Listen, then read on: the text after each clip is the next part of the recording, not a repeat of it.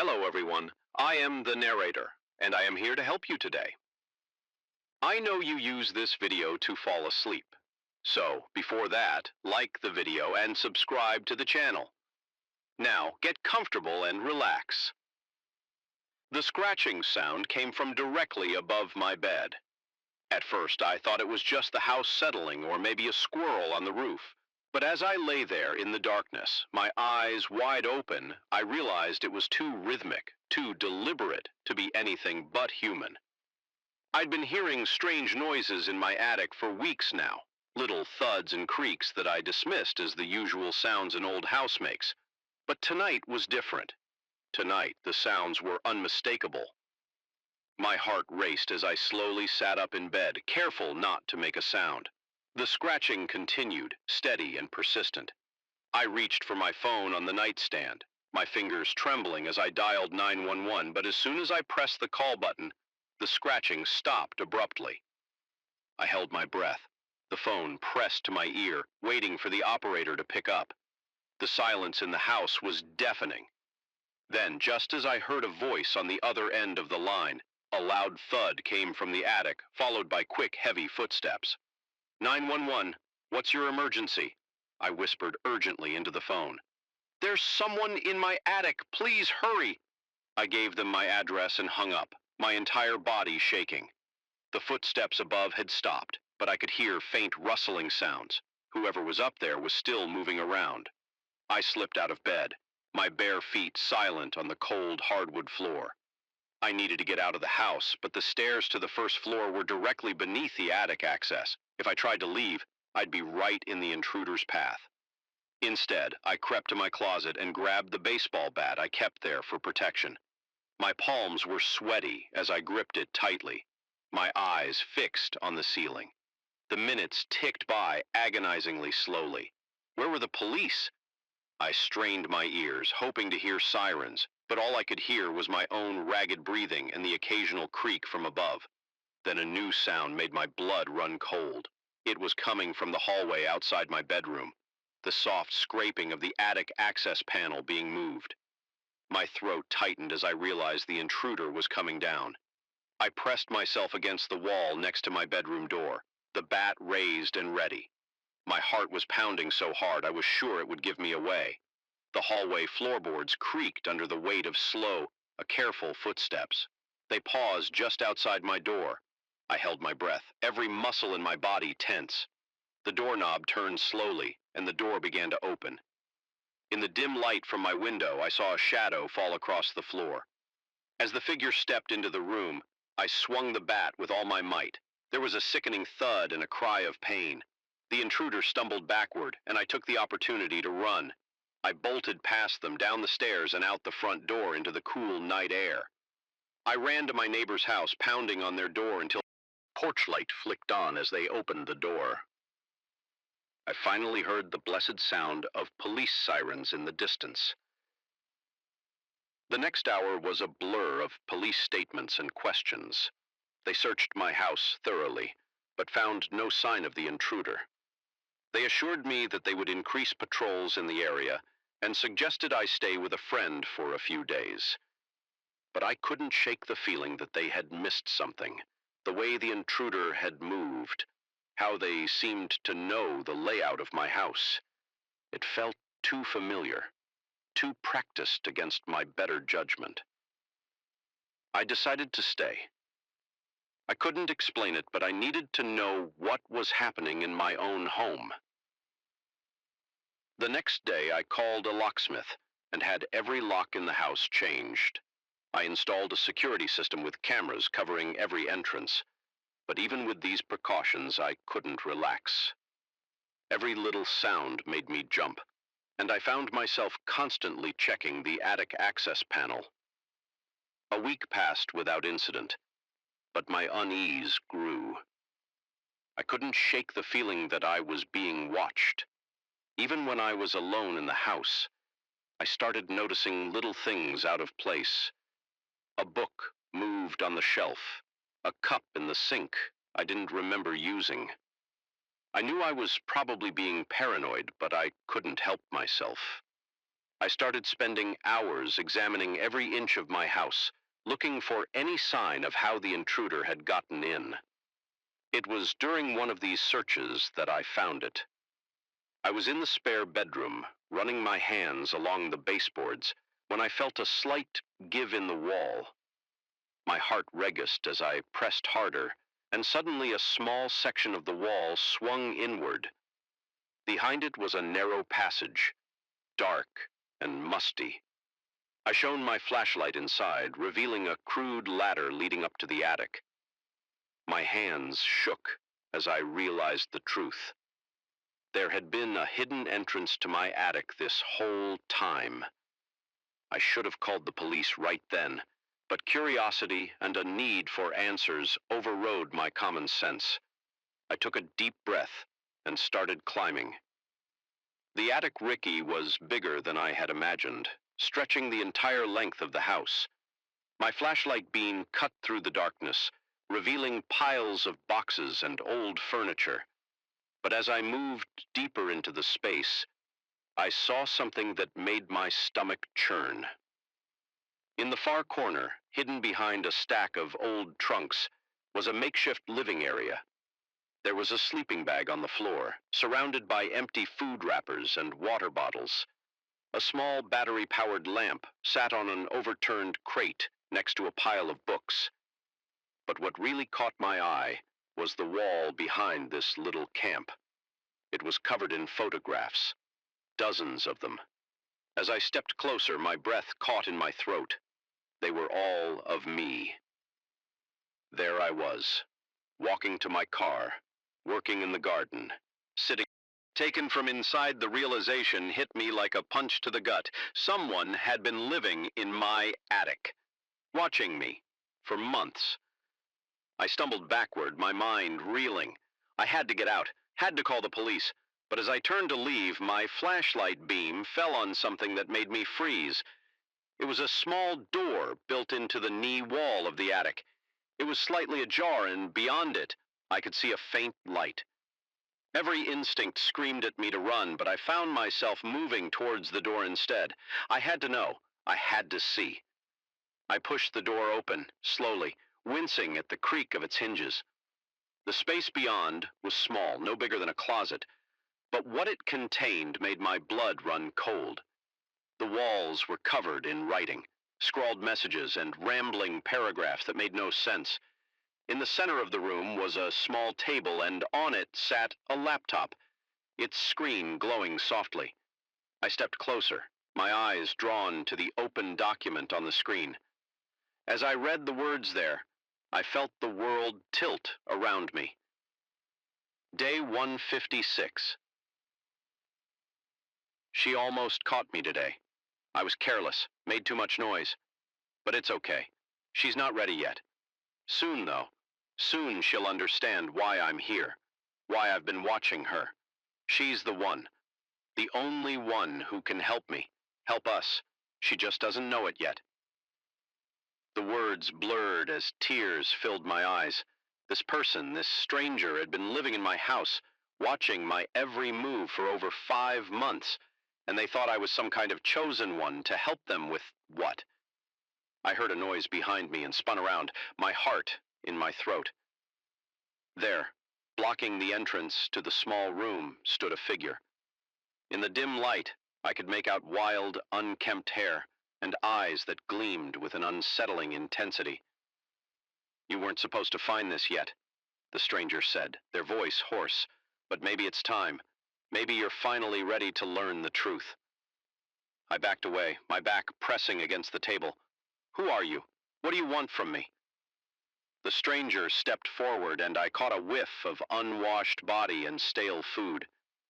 "I'm here to save you, to save all of us. You're the key, don't you see? Your research, your work, it's the answer we've been looking for." My mind raced. My work, research? I was a data analyst for a small tech company. How could that be the answer to anything? "You're confused? You're scared. I understand," the stranger continued, taking another step closer. "But soon you'll see. Soon you'll understand why I had to do this, why I had to watch you. learn everything about you. I glanced around, desperately looking for a way out, but the stranger blocked the only exit. I was trapped. Please, I said, trying to keep my voice steady. I don't understand.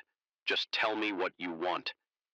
The stranger's face softened, an unsettling smile spreading across their features. What I want? I want you to fulfill your destiny. Understand. Just tell me what you want. The stranger's face softened, an unsettling smile spreading across their features. What I want you to fulfill your destiny. I want you to use your skills to decode the message that will save us all. As they spoke, I noticed a small remote control on the table next to the laptop. Without thinking, I grabbed it and pointed it at the stranger. "Stay back!" I yelled, hoping to startle them. To my surprise, the stranger eyes widened in fear. "No!" they screamed. "Don't press that! You'll ruin everything!" In my confusion, my finger slipped. Pressing one of the buttons, suddenly a high-pitched wail filled the air. It was my new security system's alarm. The stranger howled in frustration and lunged at me, but I ducked under their arm and ran. I scrambled through the attic, down the hidden passage and out into the hallway. I could hear the stranger crashing behind me, but I didn't look back. I ran out of the house and into the street, the alarm still blaring behind me as police sirens approached in the distance. I stood there, shaking and gasping for breath. My quiet life had been shattered, my sense of safety destroyed, and I was left with a chilling realization. Sometimes the monsters aren't hiding under the bed or in the closet. Sometimes they're right above us, watching and waiting. The headlights flickered once on, twice, and then died completely, plunging us into darkness. The engine sputtered its last gasp, and our car rolled to a stop on the narrow, winding road. I turned the key in the ignition, but all I got was a sad, clicking sound. We were stranded. "This can't be happening," Sarah muttered beside me, her voice tight with frustration. I could barely make out her silhouette in the dim moonlight filtering through the trees. I pulled out my phone, already knowing what I'd see. No signal. We were miles from the nearest town, surrounded by dense forest. The GPS had gone haywire about an hour ago, leading us down this lonely stretch of road that wasn't even on our map. "What do we do now, Jack?" Sarah asked, a hint of panic creeping into her voice. I squinted through the windshield, trying to pierce the darkness. That's when I saw it. A faint glow in the distance, off to our right. "Look," I said, pointing. "There's a light. Must be a house or something. Maybe they have a phone we can use." Sarah hesitated. "I don't know. Walking up to a stranger's house in the middle of nowhere, it seems risky." I understood her concern, but we didn't have many options. It's either that, or spend the night in the car and hope someone drives by tomorrow, which, judging by how deserted this road is, might not happen. As we got closer, I could make out the shape of a large farmhouse. It was old, with peeling paint and a sagging porch, but warm light spilled from the windows, promising shelter and help. We approached the front door and I raised my hand to knock. Before I could, the door swung open, revealing a tall, thin man with graying hair and deep-set eyes. "Well, hello there," he said, his voice growly but not unkind. "What brings you folks out here so late?" I explained our situation and the man's face broke into a sympathetic smile. "Car trouble, eh? That's a tough break. Name's Earl. Why don't you two come on in and we'll see about getting you some help?"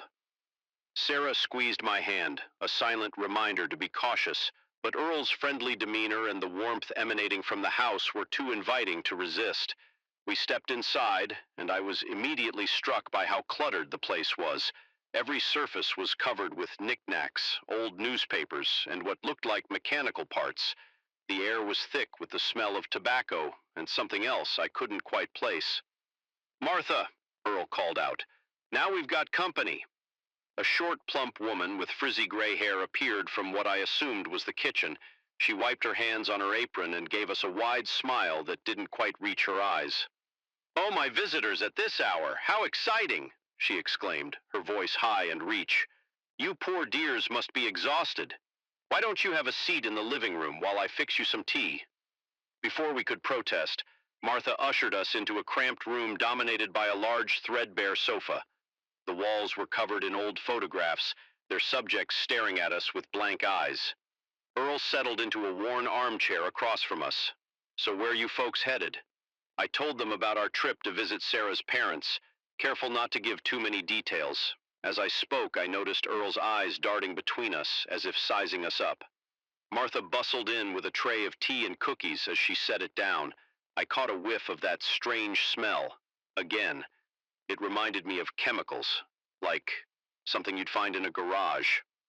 "Now then," Earl said, leaning forward, "about your car. I'm pretty handy with engines. Why don't I take a look at it in the morning? It's too dark now, and these roads can be dangerous at night." Sarah and I exchanged glances. The thought of spending the night here made me uneasy, but the alternative, walking back to our car in the dark, seemed even less appealing. "That's very kind of you," Sarah said cautiously, "but we wouldn't want to impose. If we could just use your phone to call for a tow truck." "Oh, I'm afraid our phone line's been down for days," Martha chimed in, her smile never wavering. "Terrible service out here, you know. But don't you worry. We have plenty of room. You can stay in the guest bedroom upstairs." As she spoke, I noticed a dark stain on her apron. It looked fresh, and in the dim light it appeared almost red. Earl must have noticed me staring because he quickly stood up, blocking my view of Martha. "Well, settled, then you'll stay the night, and we'll sort out your car in the morning. Now, how about some dinner? Martha makes a mean stew." The mention of food made my stomach growl, reminding me that we hadn't eaten since lunch. Despite my unease, I found myself nodding as we followed them to the dining room. I whispered to Sarah, "Something feels off about this place." She nodded slightly. "I know, but what choice do we have? Let's just get through the night and leave first thing in the morning." The dining room was as cluttered as the rest of the house. The table was set with mismatched plates and tarnished silverware. Martha ladled out bowls of thick, dark stew that smelled surprisingly good.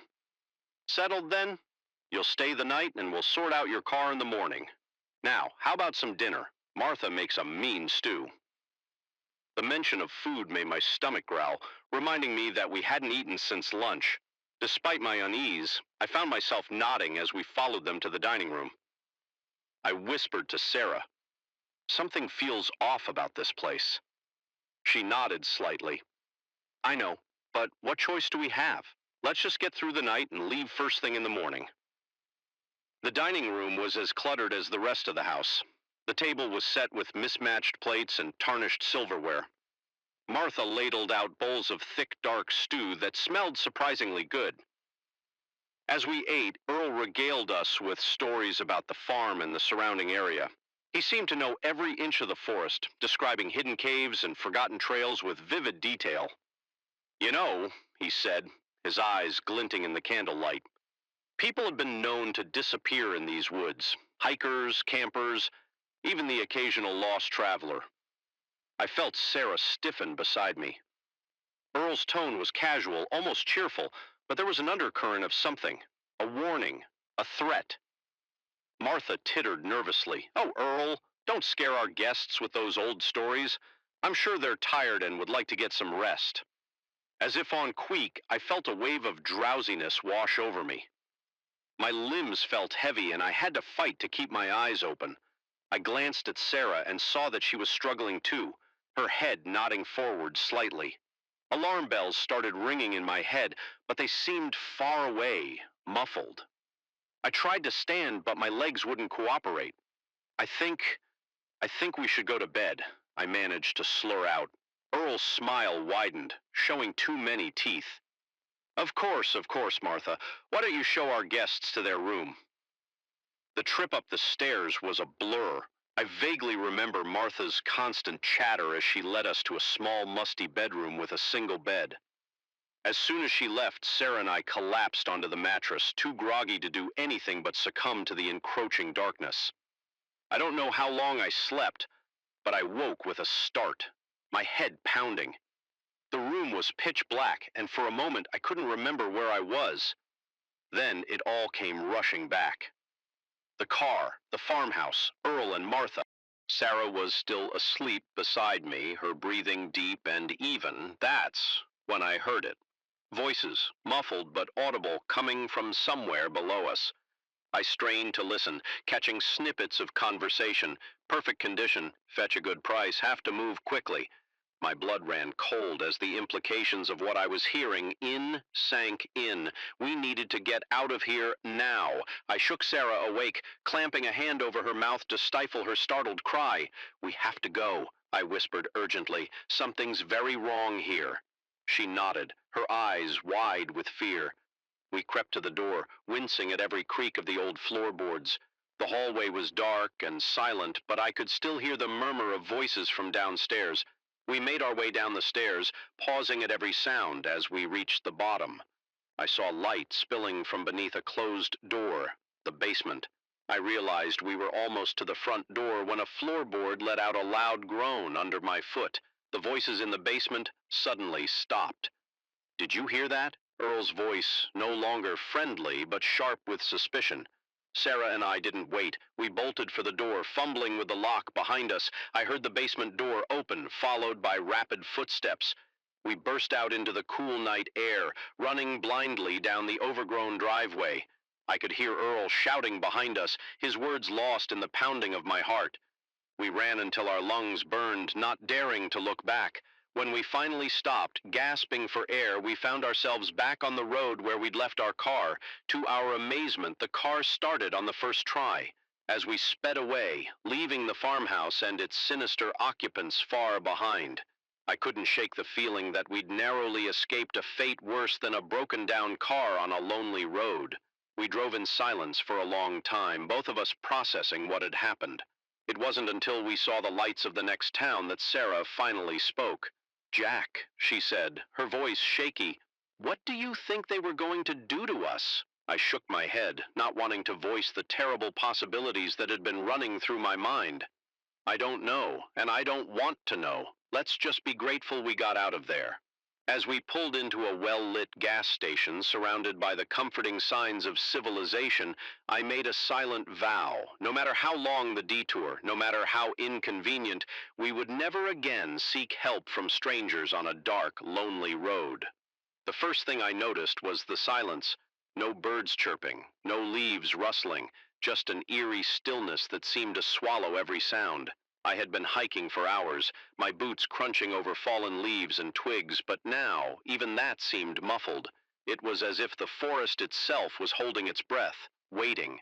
I checked my phone again. Still, no signal. The GPS had stopped working about an hour ago, leaving me with nothing but a vague sense that I was heading in the right direction. The sun was sinking lower in the sky. Been hiking for hours, my boots crunching over fallen leaves and twigs. But now even that seemed muffled.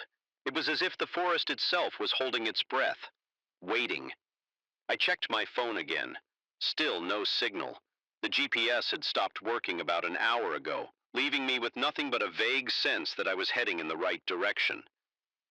The sun was sinking lower in the sky, painting the trees with long shadows that seemed to reach for me like grasping fingers. I should have turned back when I realized I was lost, should have retraced my steps, and found my way to the marked trail. But something kept pulling me forward, a mixture of stubbornness and curiosity that I would soon regret. As the light faded, I spotted a flicker of brightness through the trees. Hope surged through me. Maybe it was a ranger station or a campsite. I quickened my pace, pushing through the underbrush towards the light. What I found instead made me stop in my tracks. Nestled in a clearing was a collection of ramshackle buildings. their windows glowing with warm, inviting light. Smoke curled from crooked chimneys, and I could hear the faint murmur of voices carried on the evening breeze. Relief washed over me. I had found people, civilization of a sort. They could help me get back to my car, or at least point me in the right direction. I stepped into the clearing, waving to catch someone's attention. The reaction was immediate and unsettling. The voices cut off abruptly, and I saw curtains twitching, windows as faces peered out at me. A door creaked open and a man stepped out onto a porch, his weathered face set in a wary frown. "Evening?" I called out, trying to keep my voice friendly and non-threatening. "I'm sorry to intrude, but I've gotten a bit turned around on the trails.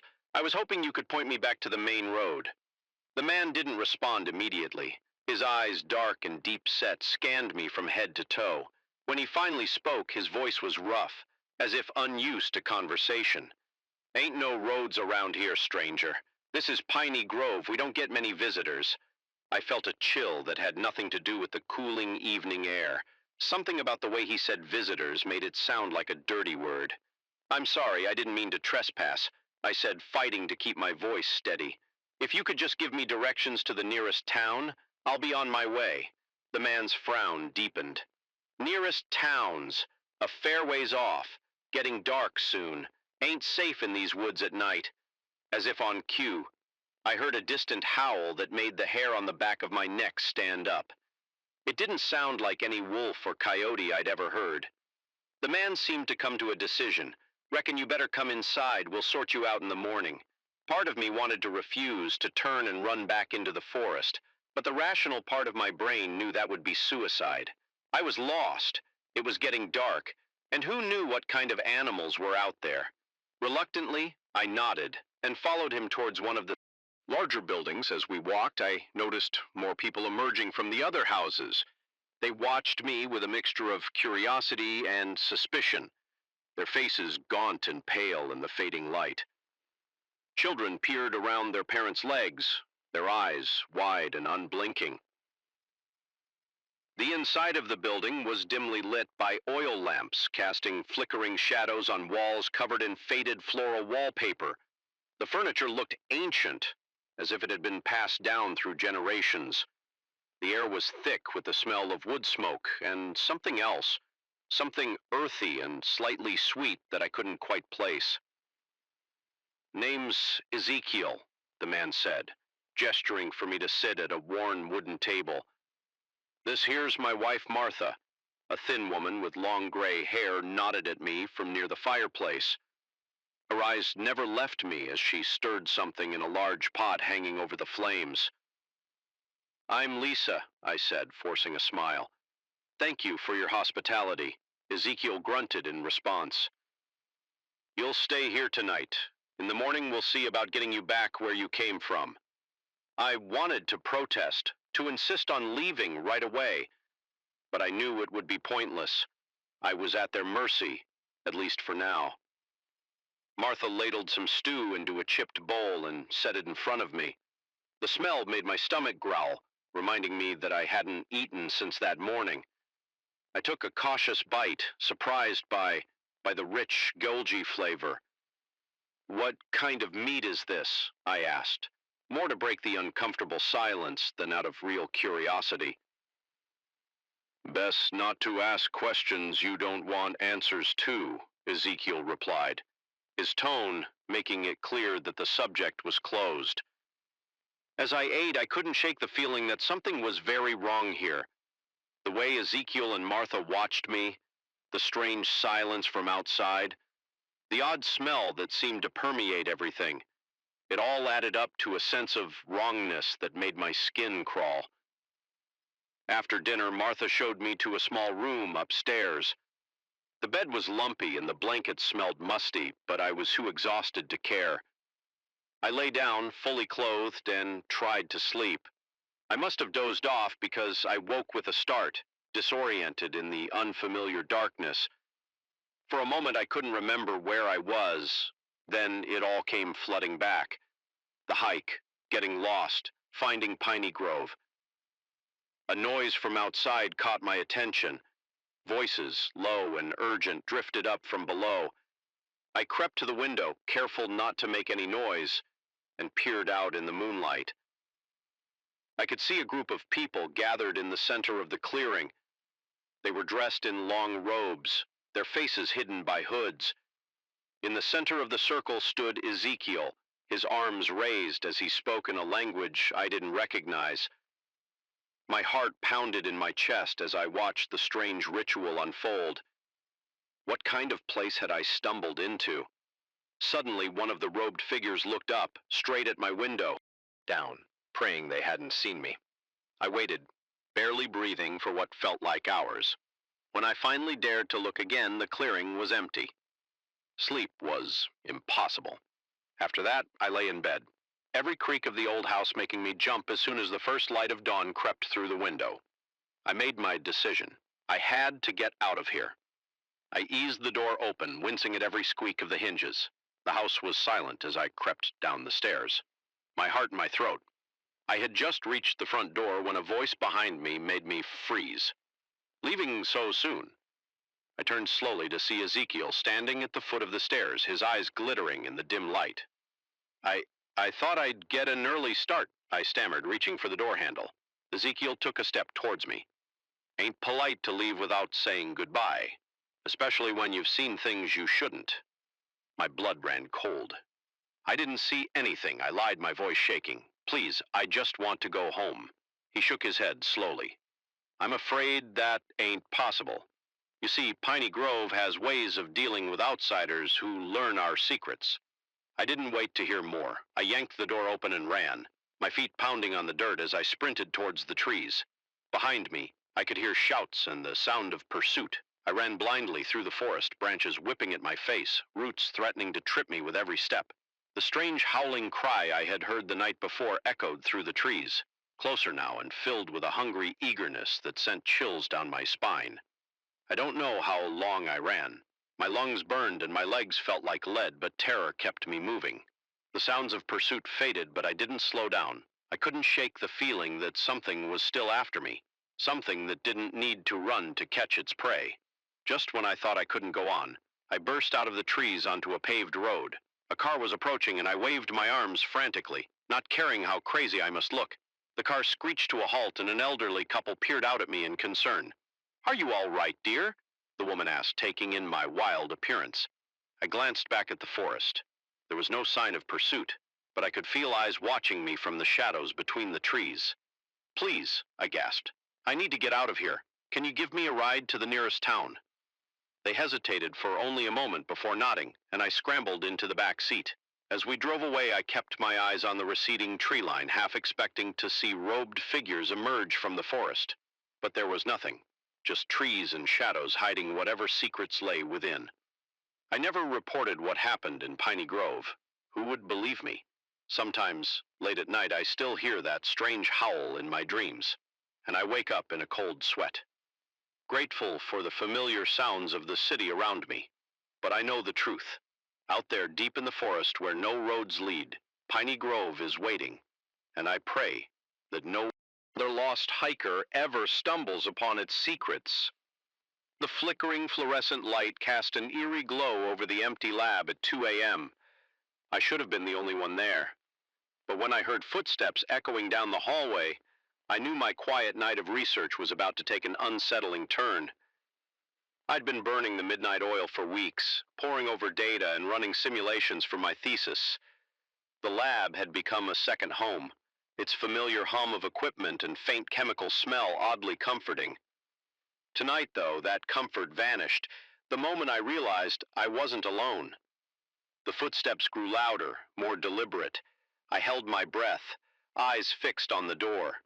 It swung open, revealing a figure I recognized but didn't expect. Dr. Reeves, my thesis advisor's colleague.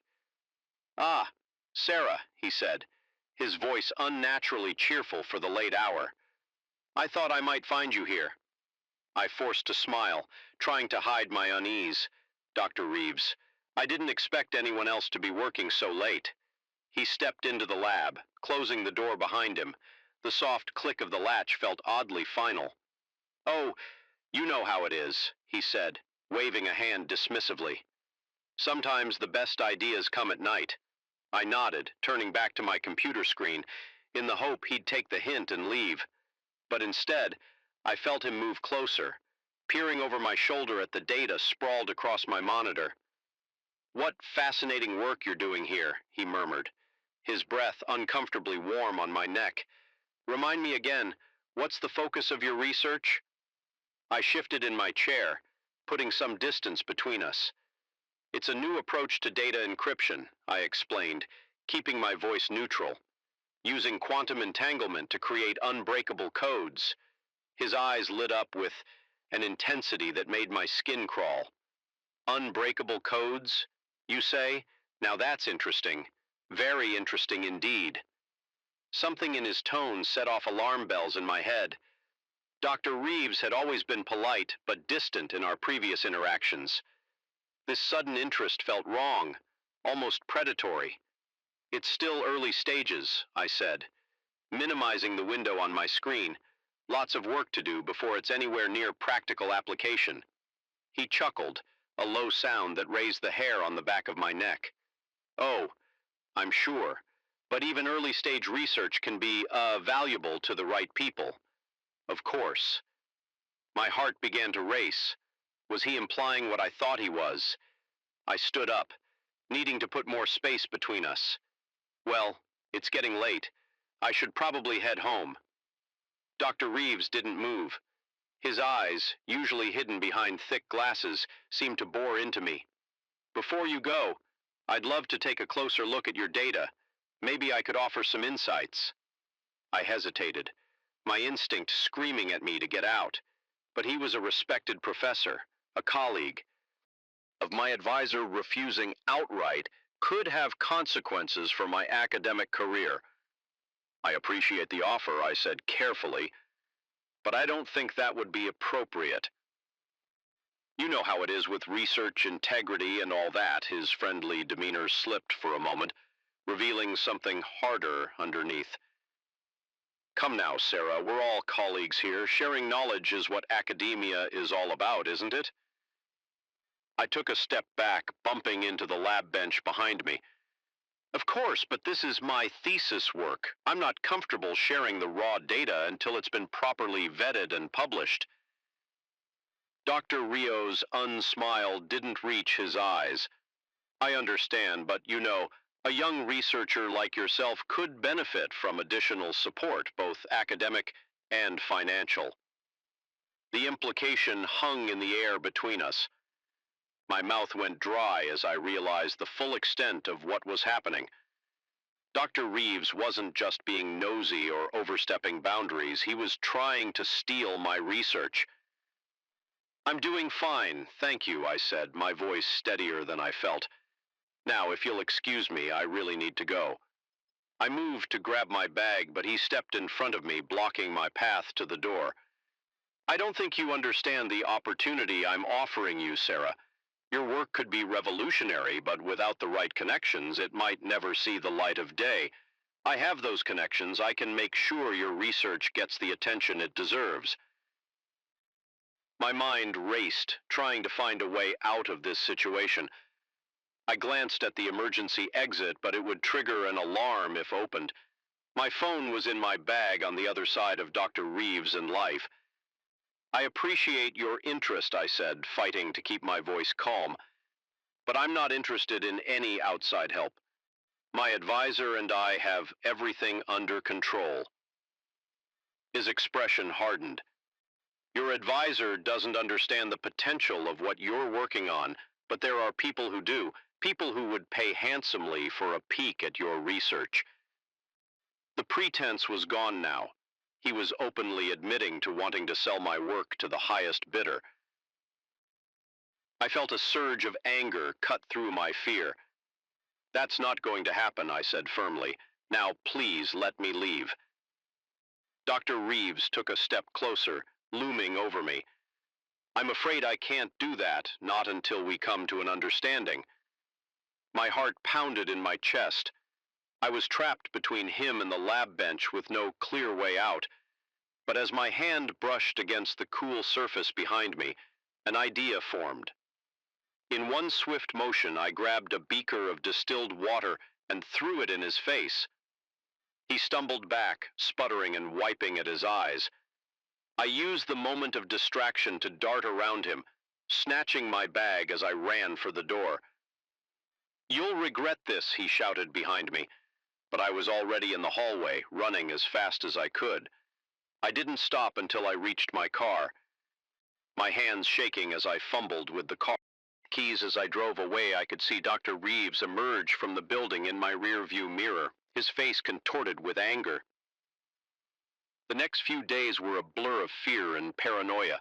I stayed away from the lab, working from home and jumping at every unexpected sound. I knew I had to do something, but the thought of confronting Dr. Reeves or reporting him filled me with dread. What if no one believed me? What if it ruined my academic career? But as the initial shock wore off, anger began to replace fear. This was my research, my hard work. I wasn't going to let someone steal it or intimidate me into giving it up. I set up a meeting with my advisor, Dr. Chen. As I sat in her office, my palms sweating and my heart racing, I told her everything that had happened that night in the lab. To my immense relief, she believed me. More than that, she was furious on my behalf. "This is completely unacceptable," she said, her usually calm demeanor replaced by righteous anger. "We're going to the dean with this immediately." What followed was a whirlwind of meetings, investigations, and the world of cutting-edge research knowledge truly is power, and sometimes protecting that knowledge is just as important as discovering it in the first place. The rain was coming down in sheets, turning the highway into a blurry mess of headlights and reflections. I squinted through the windshield, my wipers working overtime, but barely making a dent in the downpour. That's when I saw him. A lone figure on the side of the road, thumb out, looking as drenched and miserable as a stray cat caught in a storm. I don't usually pick up hitchhikers. It's not the safest thing to do these days, but something about the way he stood there, shoulders hunched against the rain, made me slow down.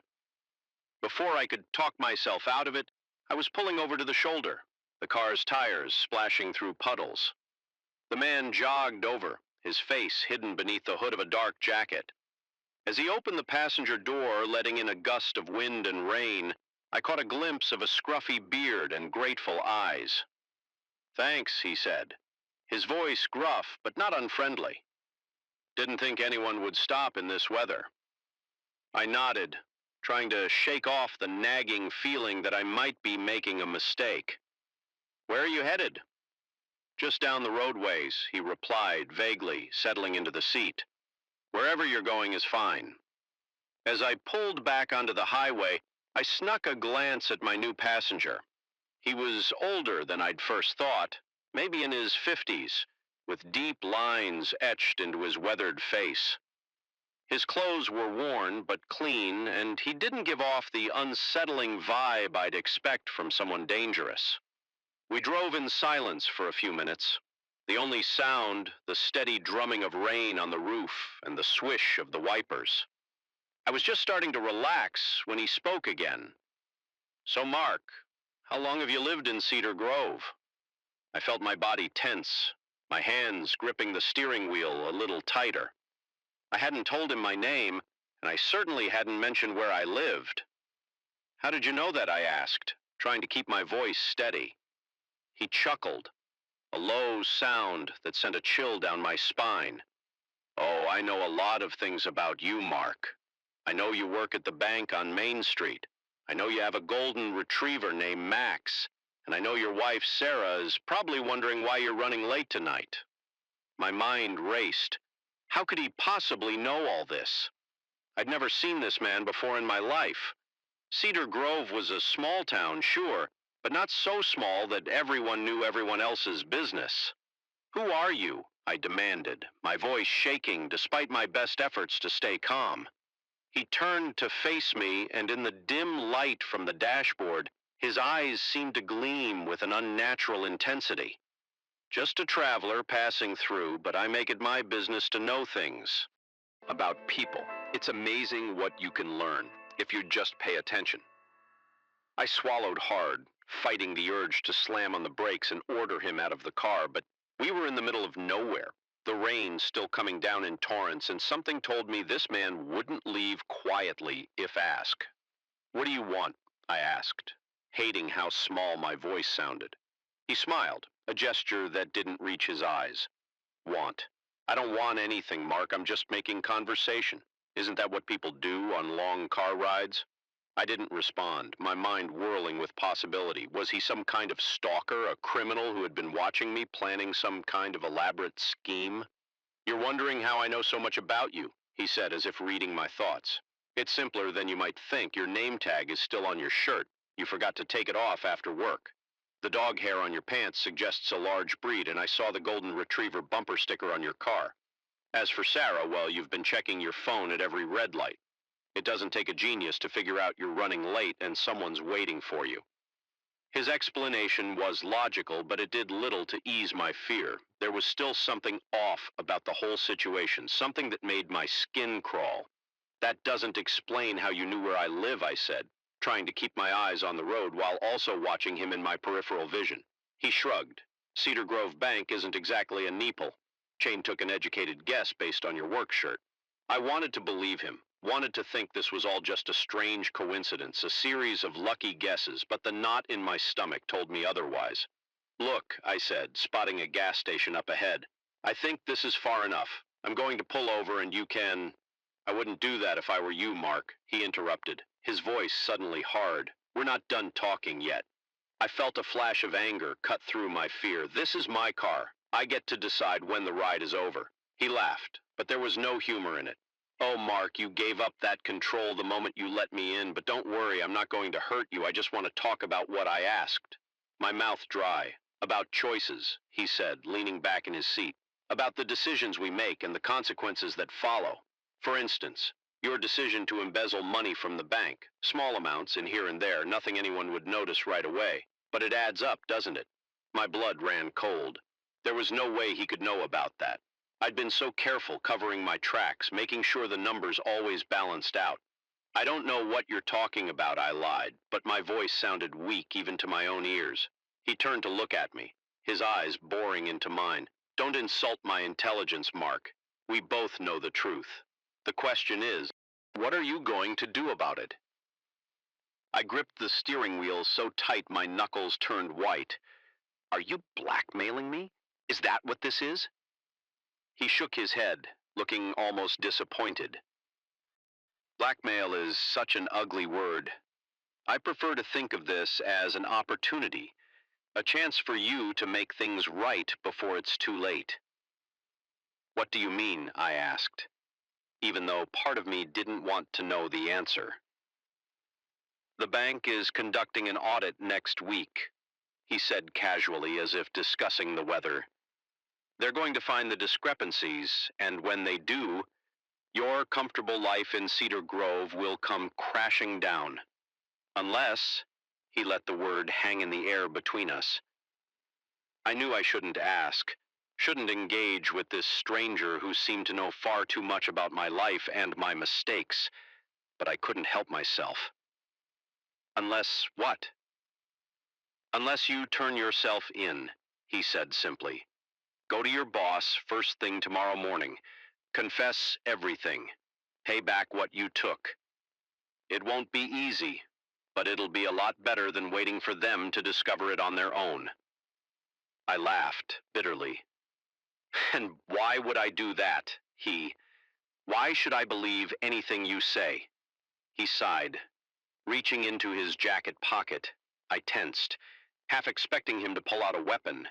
Instead, he produced a small leather-bound notebook. "Because I have proof," he said, flipping it open. "Dates, amounts, account numbers, everything. They'll need to convict you. I'm giving you a chance to get ahead of this, Mark. A chance you don't deserve, but one I'm offering nonetheless." My mind reeled. How had he gotten this information? Who was he really? But even as these questions swirled in my head, I knew he was right. The audit would expose everything. and if I didn't act first, I'd lose far more than just my job. "Why are you doing this?" I asked, my voice barely above a whisper. "Why do you care what happens to me?" He was quiet for a long moment, staring out at the rain-slicked road ahead. When he spoke, his voice was softer, almost sad. "Let's just say I've been where you are. Mark made the same mistakes, thought I could outsmart the system. I learned the hard way that there's always a reckoning. I'm trying to save you from that pain."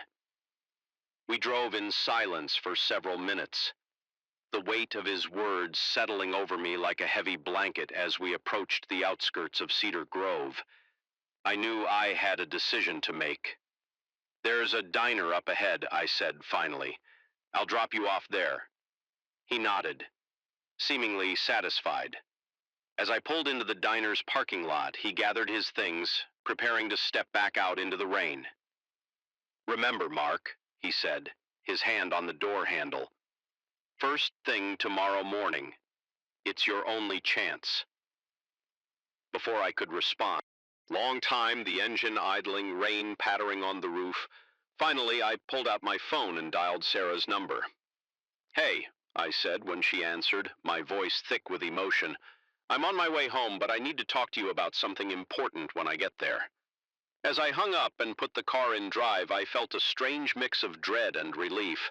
The road ahead wouldn't be easy, but for the first time in months, I felt like I was heading in the right direction. The mysterious hitchhiker had given me a second chance. Now it was up to me to make the most of it.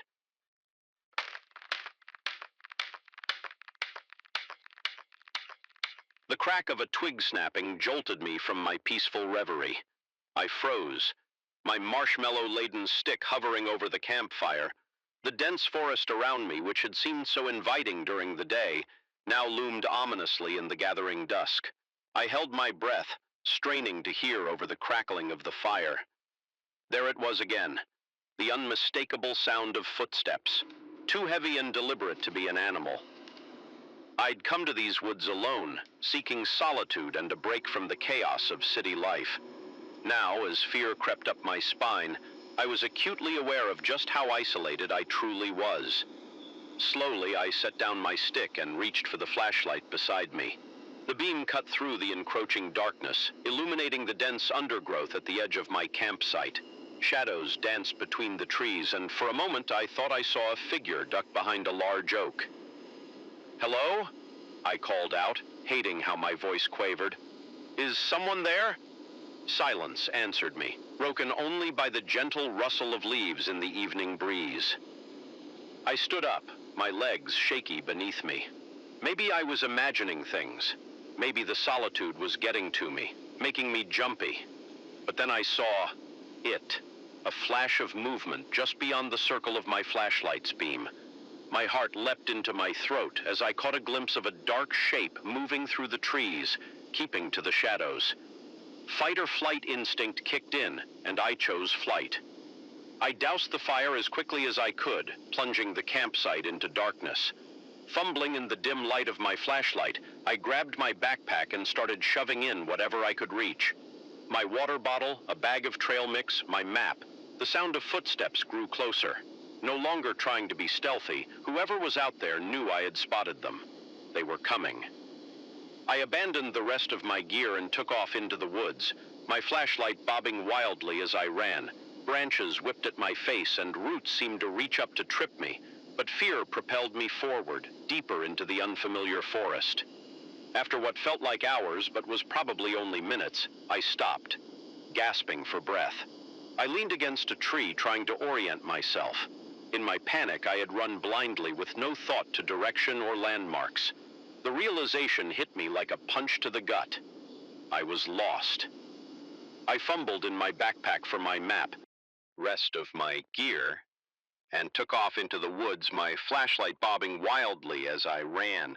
Branches whipped at my face and roots seemed to reach up to trip me, but fear propelled me forward, deeper into the unfamiliar forest. After what felt like hours but was probably only minutes, I stopped, gasping for breath. I leaned against a tree, trying to orient myself in my panic. I had run blindly with no thought to direction or landmarks. The realization hit me like a punch to the gut. I was lost. I fumbled in my backpack for my map and compass, but in the chaos of my hasty departure, I must have left them behind. My phone was useless out here with no signal and a rapidly draining battery. A twig snapped nearby and I stifled a scream. They were still following me. How? How could they track me so easily in this darkness? I took off again, no longer caring about the noise I made. My pursuer seemed to know exactly where I was anyway. My lungs burned and my legs ached, but terror kept me moving. Suddenly, the ground disappeared from beneath my feet. I tumbled down a steep embankment, leaves and twigs scratching my skin as I rolled. I came to a stop at the bottom. The wind knocked out of me for a moment. I lay there, dazed and struggling to breathe. Then I heard it. The sound of someone carefully making their way down the slope after me. Panic gave me strength. I staggered to my feet, ignoring the pain in my ankle, and limped forward. I found myself in a small clearing, the trees opening up to reveal a sky full of stars. In any other circumstance, it would have been beautiful. My flashlight flickered, the beam growing weaker. I shook it desperately, but it was no use. The light died, leaving me in near total darkness. A branch cracked at the edge of the clearing. I spun around, my eyes straining to see in the dim starlight. A figure stood there, just a silhouette against the darker backdrop of the forest. "What do you want?" I shouted, my voice raw with fear and exhaustion. The figure took a step forward. "I want you to listen," a deep voice replied. I backed away, my hands held out in front of me. "Stay back! I have a weapon." It was a pathetic bluff, but it was all I had. The man I could now see it was a man, stopped. "No, you don't," he said, his tone almost gentle. "You left everything behind at your campsite, including this." He held up something that glinted in the starlight. My hunting knife. My stomach dropped. He had been to my campsite, had gone through my things. How long had he been watching me? "Who are you?" "Know you're running from something, or someone." My mind raced. Was he a private investigator? Had David hired someone to find me? As if reading my thoughts, the man shook his head. "I'm not working for your ex-husband, if that's what you're thinking. I'm here to help you." "Help me?" I laughed, the sound bordering on hysterical. "By chasing me through the woods in the middle of the night. The first night in our new home." I woke to the sound of children laughing. It was faint, almost dreamlike, but unmistakable. The thing is, we didn't have any children. My wife Sarah and I had just moved into the old Johnson farmhouse on the outskirts of town. It was a beautiful place, all weathered wood and wraparound porch set on 10 acres of rolling hills and ancient oak trees. We'd gotten it for a steal, the real estate agent practically giddy as she handed over the keys. "It's a special place," she'd said, her smile just a touch too wide. "I'm sure you'll be very happy here now." As I lay in bed listening to the phantom giggles echoing through the halls, I wasn't so sure. I nudged Sarah awake. "Do you hear that?" I whispered. She blinked at me sleepily. "Hear what?" The laughter faded away, leaving only the creaks and groans of the old house settling. I shook my head. Nothing. Must have been dreaming. But I wasn't dreaming, and that was only the beginning. Over the next few weeks, strange occurrences became our new normal. Items would move on their own, appearing in places we knew we hadn't left them. The temperature would drop suddenly in certain rooms, cold spots that made your breath fog, even on the warmest days. And always, always there was the laughter. Sarah tried to rationalize it all. The moving objects were just us being forgetful in a new place. The cold spots were drafts in an old house. The laughter was probably just kids from a neighboring arm sound, carrying far, in the country quiet. I wanted to believe her, but deep down I knew something wasn't right. It came to a head about a month after we moved in. I was in the attic, unpacking some of the last boxes, when I found the journal. It was old, the leather cover cracked and faded, tucked away behind a loose board in the wall. Curious, I opened it. The handwriting inside was spidery and difficult to read, but as I deciphered the words, a chill ran down my spine. It was a diary belonging to Margaret Johnson, the matriarch of the family, who had built this house over a century ago, and what she described was horrifying. According to Margaret, the land the house was built on was cursed. The local Native American tribe had warned the Johnsons not to build here, that it was a sacred place, a thin spot between worlds. But Thomas Johnson was a stubborn man, and he ignored their warnings at first. Everything seemed fine. But then their children started to change. They became withdrawn, speaking of imaginary friends and games played in empty rooms. Margaret wrote of hearing laughter when no one was there, of toys moving on their own, of shadowy figures glimpsed out of the corner of her eye. And then, one by one, the children disappeared. The last entry was dated 1920. Margaret's handwriting was frantic, barely legible. "They're coming for me now," she wrote. "I can hear them laughing. God forgive us for what we've done." I closed the journal, my hands shaking. It had to be some kind of sick joke, right? A prop left behind by the previous owners to scare new residents. But as I stood there, the attic suddenly felt colder. And I could have sworn I heard a child's giggle right behind me. I practically fell down the attic stairs in my head to get out. I found Sarah in the kitchen, humming as she prepared dinner. The normality of the scene was jarring after what I'd just read. "Sarah," I said, my voice trembling, "we need to talk about the house." I told her everything, the journal, the curse, the disappearing children. As I spoke, her face grew pale, and I could see the doubt in her eyes, wearing with the fear she'd been trying to ignore. "Thomas," she said slowly, I think I've seen them." She told me about the figures she'd glimpsed in mirrors, always just at the edge of her vision. The way she sometimes felt watched, even when she was alone in the house. The dreams she'd been having of children calling out to her, begging for help. We sat there in stunned silence, the implications of what we discovered settling over us like a heavy blanket. What were we supposed to do now? Call an exorcist? Put the house back on the market and hope some other unsuspecting couple would buy it?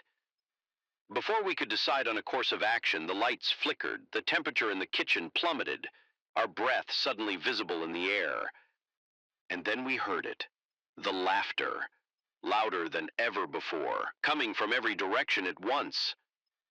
Sarah grabbed my hand, her nails digging into my skin. "Tama," she whispered, "we need to get out of here. Now." We ran for the front door, but it wouldn't open. The knob turned, but it was as if something on the other side was holding it shut. We tried the back door, the windows, even the cellar entrance, all locked, all immovable. The laughter grew louder, mixed now with the sound of running feet and childish voices calling out to us. "Play with us," they said. "Stay with us forever." We ended up huddled in the living room, watching in horror as objects began to move on their own. Books flew off shelves, furniture slid across the floor. And all the while, those voices kept calling to us. It was Sarah who found the solution. As a chair whizzed past her head, she spotted something glinting.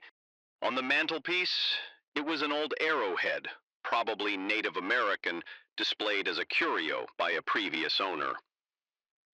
"The journal," she gasped. It said this was sacred land. Maybe she didn't need to finish the thought.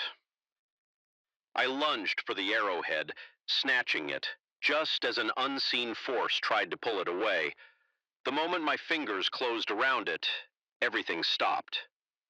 The flying objects dropped to the floor, the laughter cut off abruptly, and the oppressive cold dissipated. We didn't wait to see if it was truly over. The front door swung open easily now, and we ran to our car, still in our pajamas, the arrowhead clutched tightly in my hand.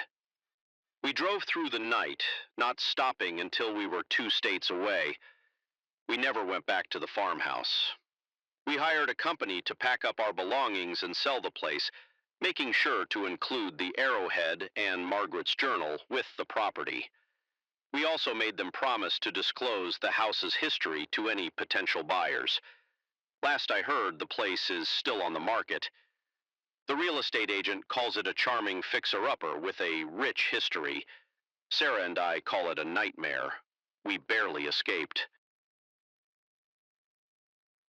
Sometimes, late at night, I still wake up thinking I hear children laughing. But now, in our new home in the city, surrounded by the comforting sounds of traffic and neighbors, I can convince myself it's just a dream. Most of the time, anyway.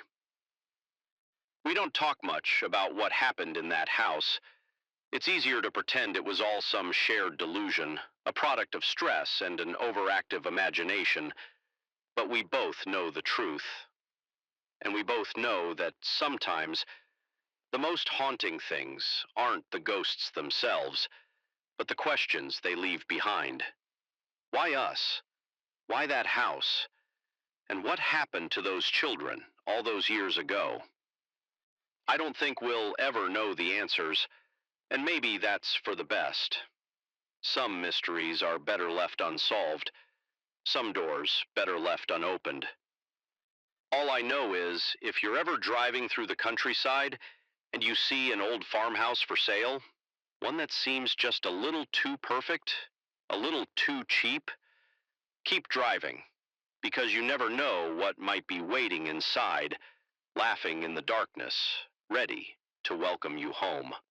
The neon sign flickered weakly in the rain, casting an eerie red glow over the empty parking lot. Mario's Pizza, it read, the sputtering in and out of existence like a dying firefly. I sighed, glancing at the clock on my dashboard. 11:47 p.m. Just one more delivery, and I could call it a night. I've been driving for Mario's clothes for about 6 months now, a job I'd taken to help pay for college. It wasn't glamorous work, but it paid the bills and usually wasn't too eventful. Usually, the pizza box sat on the passenger seat, steam still rising from the vents. From upstairs, followed by what sounded like a strangled cry. The man's hand clamped down on my shoulder, his grip like iron. "You hear something, boy?" I shook my head, not trusting my voice. My eyes darted to the door, tantalizingly close, yet impossibly far. "Good," he said, his tone menacing. "Yeah, 'cause there's nothing to hear now. Why don't you get on home? It's late, and these roads can be dangerous at night." He practically shoved me out the door, slamming it behind me. I stumbled down the porch steps, my legs feeling like jelly, the moment I reached my car. I fumbled with the keys, my hands shaking so badly I could barely get them into the ignition. As I reversed down the driveway, my headlights swept across the house one last time. And there in the upstairs window, I saw a face, a woman's face, pale and terrified, her mouth open in a silent scream. I floored it, gravel spraying as I peeled out onto the main road. My mind was reeling, trying to process what I'd just seen. The gun, the blood, the woman in the window. It all added up to a horrifying conclusion. I needed to call the police, but as I reached for my phone, doubt crept in. What if I was wrong? What if it was all just a misunderstanding? My imagination running wild. I could lose my job. Or worse, get in trouble for making a false report. I pulled over to the side of the road, my hands gripping the steering wheel so tight, my knuckles turned white. I had to make a decision. Drive back to the pizzeria and pretend nothing happened? Or potentially save someone's life. In the end, it wasn't really a choice at all. I dialed 911, my voice shaky as I relayed what I'd seen to the dispatcher. They told me to drive to the nearest police station and wait there. The next few hours were a blur of questions and statements. I told the police everything: the gun, the blood, the woman in the window. They seemed to take it seriously, especially when I gave them the address. It wasn't until the next morning that I found out the full story. The man, it turned out, was wanted in connection with a string of disappearances across 3 states. When the police raided the house, they found evidence of multiple victims. And the woman I saw, she was still alive, held captive in an upstairs bedroom. If I hadn't made that delivery, if I hadn't called the police, she likely wouldn't have survived another day. The following weeks were chaotic. There were more interviews with detectives, a commendation from the police department, even a few requests for interviews from local news stations. Mario gave me a raise and told me I could take as much time off as I needed. But even as the dust settled and life began to return to normal, I couldn't shake the memory of that night. The flickering neon sign, the rain-slicked roads, the face in the wind against the windshield. Faster than my wipers could clear them, the streets grew narrower, the houses more spread out. Soon I was driving down a winding road with dense forest on either side, my GPS church instructing me to turn onto a gravel driveway. I almost missed. The path was overgrown, branches scraping against the sides of my car as I inched forward.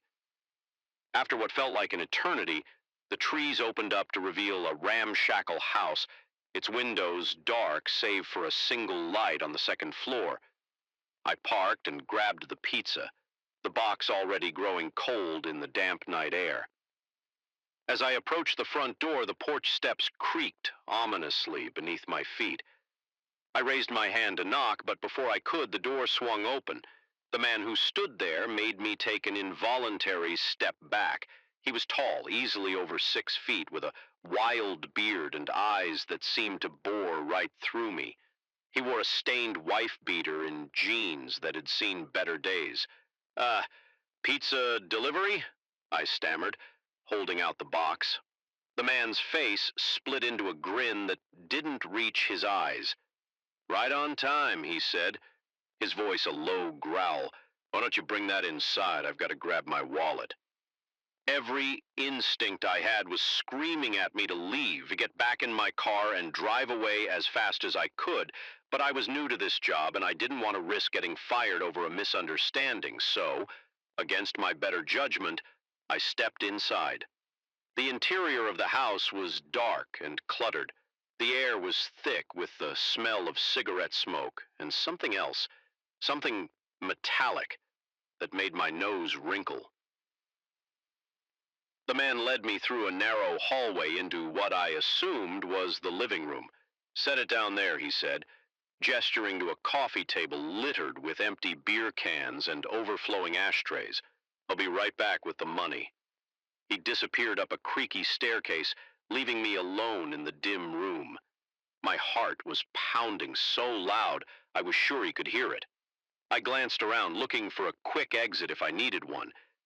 That's when I saw it in the far corner of the room, partially hidden behind a ratty armchair, was a duffel bag.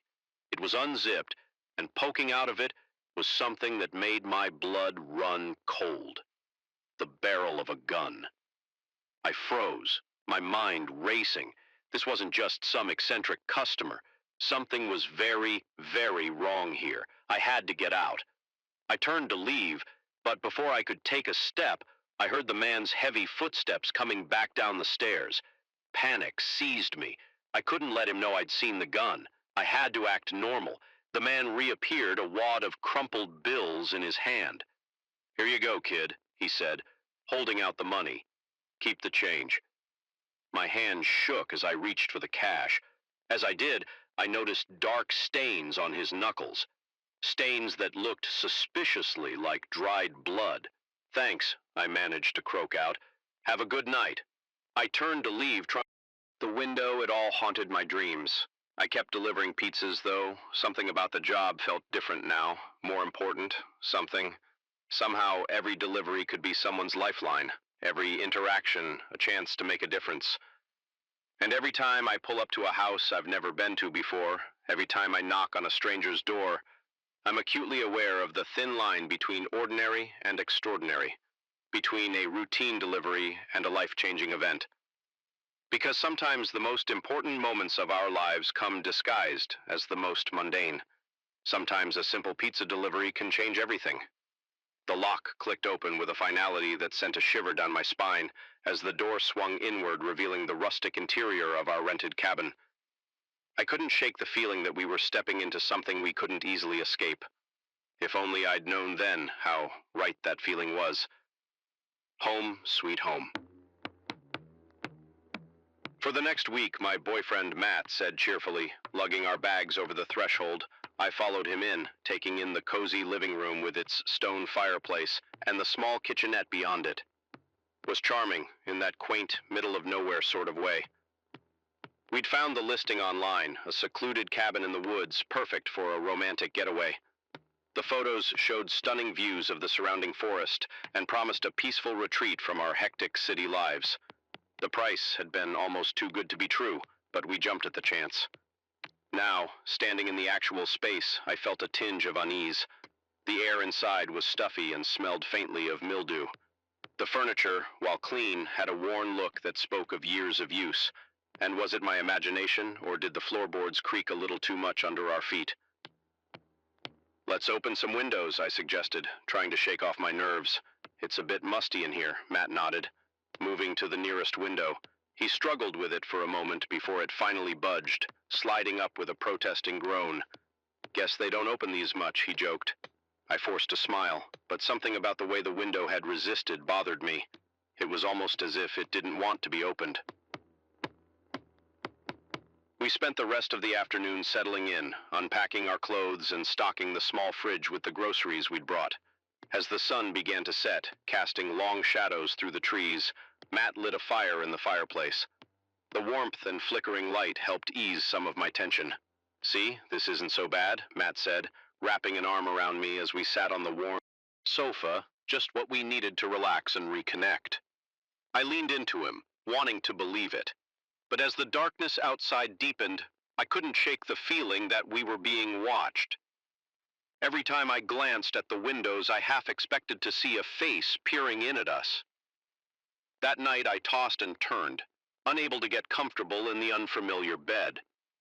The mattress was lumpy, and the sheets smelled faintly of mothballs. But it wasn't just physical discomfort keeping me awake. There were noises, creaks and groans that seemed too deliberate to be just an old house settling. At one point I could have sworn I heard footsteps in the hallway outside our room. I lay there, heart pounding, straining to hear, but there was nothing but silence. The next morning I woke to find Matt already up and making coffee in the kitchenette. "Sleep well?" he asked, handing me a steaming mug. I shook my head, taking a sip of the strong brew. "Not really. This place makes weird noises at night." He chuckled. "That's part of the charm, isn't it? The authentic cabin experience." I wanted to argue, to tell him about the footsteps I thought I'd heard, but I didn't want to spoil our vacation with my paranoia. Instead, I suggested we go for a hike after breakfast. The woods around the cabin were beautiful, all towering pines and dappled sunlight for a few hours. As we trekked along barely visible trails, I forgot about my unease from the night before. But as we made our way back to the cabin, the feeling of being watched returned, stronger than ever. "Matt," I said, grabbing his arm, "do you see that?" He followed my gaze to a spot between two distant trees. For a moment I could have sworn I saw a figure standing there watching us. But when I blinked, it was gone. "See what?" Matt asked, squinting in the direction I was pointing. I shook my head. "Nothing. Must have been a shadow or something." But I knew it wasn't just a shadow. And as we approached the cabin, I noticed something that made my blood run cold. The window we had struggled to open yesterday was now firmly shut. "Did you close that last night?" I asked Matt, trying to keep my voice steady. He frowned. "No, I don't think so. Maybe the wind blew it shut." I nodded, not wanting to voice my suspicion, that there hadn't been enough wind to move that stubborn window. Besides, if it had blown shut, wouldn't we have heard it? As the day wore on, more strange things began to happen. Items we were sure we'd left in one place would turn up in another. The temperature in certain rooms would drop suddenly, creating cold spots that made no sense in the summer heat. And always there was that feeling of being watched. That night, as we lay in bed, the noises started again. But this time they were louder, more insistent. The creaks and groans were joined by a sound like something being dragged across the floor.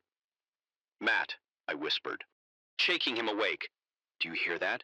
He sat up, rubbing his eyes. Hear what? But even as he spoke, a loud thump came from the living room as if something heavy had fallen. Matt's eyes widened.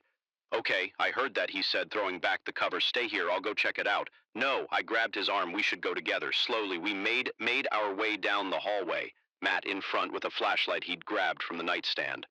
The beam cut through the darkness, revealing nothing. The living room was exactly as we'd left it. "See, probably just something outside," Matt said, but I could hear the uncertainty in his voice. We were about to head back to bed when I noticed something on the coffee table next to the book I'd been reading earlier. It was a small, leather-bound journal. I was certain it hadn't been there before. With trembling hands, I picked it up and opened it. The pages were filled with handwritten entries. The ink faded with age. As I skimmed the contents, my heart began to race. It was a diary belonging to a woman named Eleanor who had lived in this cabin decades ago. She wrote of strange occurrences, of items moving on their own, of voices in the night, and she wrote of a presence, something dark and malevolent that seemed to grow stronger with each passing day. The final entry chilled me to the bone. "It's here." Eleanor had written her usually neat handwriting, now a frantic scrawl. "God help me, it's here and I can't escape. If anyone finds this, please, don't stay. Run while you still can." I looked up at Matt, my face pale. "We need to leave now." We opened his mouth to argue, but at that moment, every light in the cabin flickered and died. In the sudden darkness, we heard a sound that could only be described as a low, menacing chuckle. We didn't wait to see what would happen next. Grabbing only our phones and car keys, we ran for the door. It resisted at first as if something was holding it shut, but with a final desperate shove, it flew open. We sprinted to our car, the gravel driveway crunching under our bare feet as Matt fumbled with the keys. I looked back at the cabin. In the upstairs window, I saw a face. Not human, but something twisted and evil, its mouth stretched in a grotesque smile. The engine roared to life and we peeled out of the driveway, tires squealing. We didn't stop driving until we reached the nearest town, where we checked into a motel and spent the rest of the night huddled together, jumping at every sound. In the light of day, it was tempting to dismiss what had happened as an overactive imagination or a shared hallucination, but we both knew what we'd experienced was real. We never went back for our belongings. We contacted the rental company and told them we'd had to leave due to an emergency. They were surprisingly understanding, even offering a partial refund. It wasn't until weeks later, when the nightmares had finally started to subside, that we decided to do some research. What we found made our blood run cold all over again. The cabin had a history, it turned out.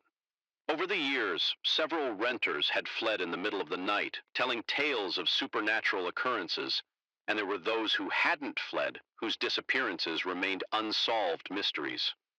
We count ourselves lucky to have escaped, but sometimes, late at night, I still feel that watchful presence, and I wonder if somehow a piece of whatever was in that cabin followed us home. So if you're ever browsing online looking for a quaint cabin in the woods for a romantic getaway, be careful. Sometimes the perfect retreat is too good to be true. And sometimes the things that go bump in the night are all too real. The first sign that something was wrong was the door to the master bedroom. It was closed. I never closed that door, not since I'd started house sitting for the Wilsons 2 days ago. I stood there, hand hovering over the doorknob, a chill creeping up my spine, despite the summer heat. I'd taken this job as a way to make some extra cash during my college break. The Wilsons were loaded. Their sprawling mansion sat on 5 acres of manicured lawns and gardens. It was the kind of place where you'd expect to find a butler named Jeeves, not a 20-year-old student watering plants and feeding cats. "You'll have the run of the place," Mrs. Wilson had said, with a laugh as she handed me the keys. "Just don't throw any wild parties while we're gone." As if I knew anyone who'd want to party in this mausoleum of marble and antiques. No. I'd spent most of my time binge-watching shows on their massive TV and raiding their well-stocked fridge. It was supposed to be an easy gig, but now, staring at that closed door, easy was the last word on my mind. I took a deep breath and turned the knob. The door swung open silently, revealing the immaculate master suite. Everything looked normal. The king-sized bed, with its mountain of pillows, the Shalom lounge by the window, the doors to the walk-in closet and ensuite bathroom. And yet, something felt off. I couldn't put my finger on it, but the hairs on the back of my neck stood up. It was like walking into a perfect replica of a room you know well. Everything looks right, but it doesn't feel right. I shook my head, trying to clear away the paranoia. I was letting my imagination run wild. Probably watched one too many horror movies on that big TV. I was about to leave when I noticed it. A faint scent in the air. Something floral and unfamiliar. It wasn't Mrs. Wilson's usual perfume, which lingered on her clothes in the closet. This was different, fresher. My heart began to race. Had someone been in here? I did a quick scan of the room, looking for anything out of place. The jewelry box on the dresser caught my eye. Was it slightly askew? With trembling hands, I opened it. I didn't know much about jewelry, but even I could tell that the glittering diamonds and pearls inside were worth a fortune, and they all seemed to be there. If someone had broken in, why wouldn't they take these? A noise from downstairs made me jump.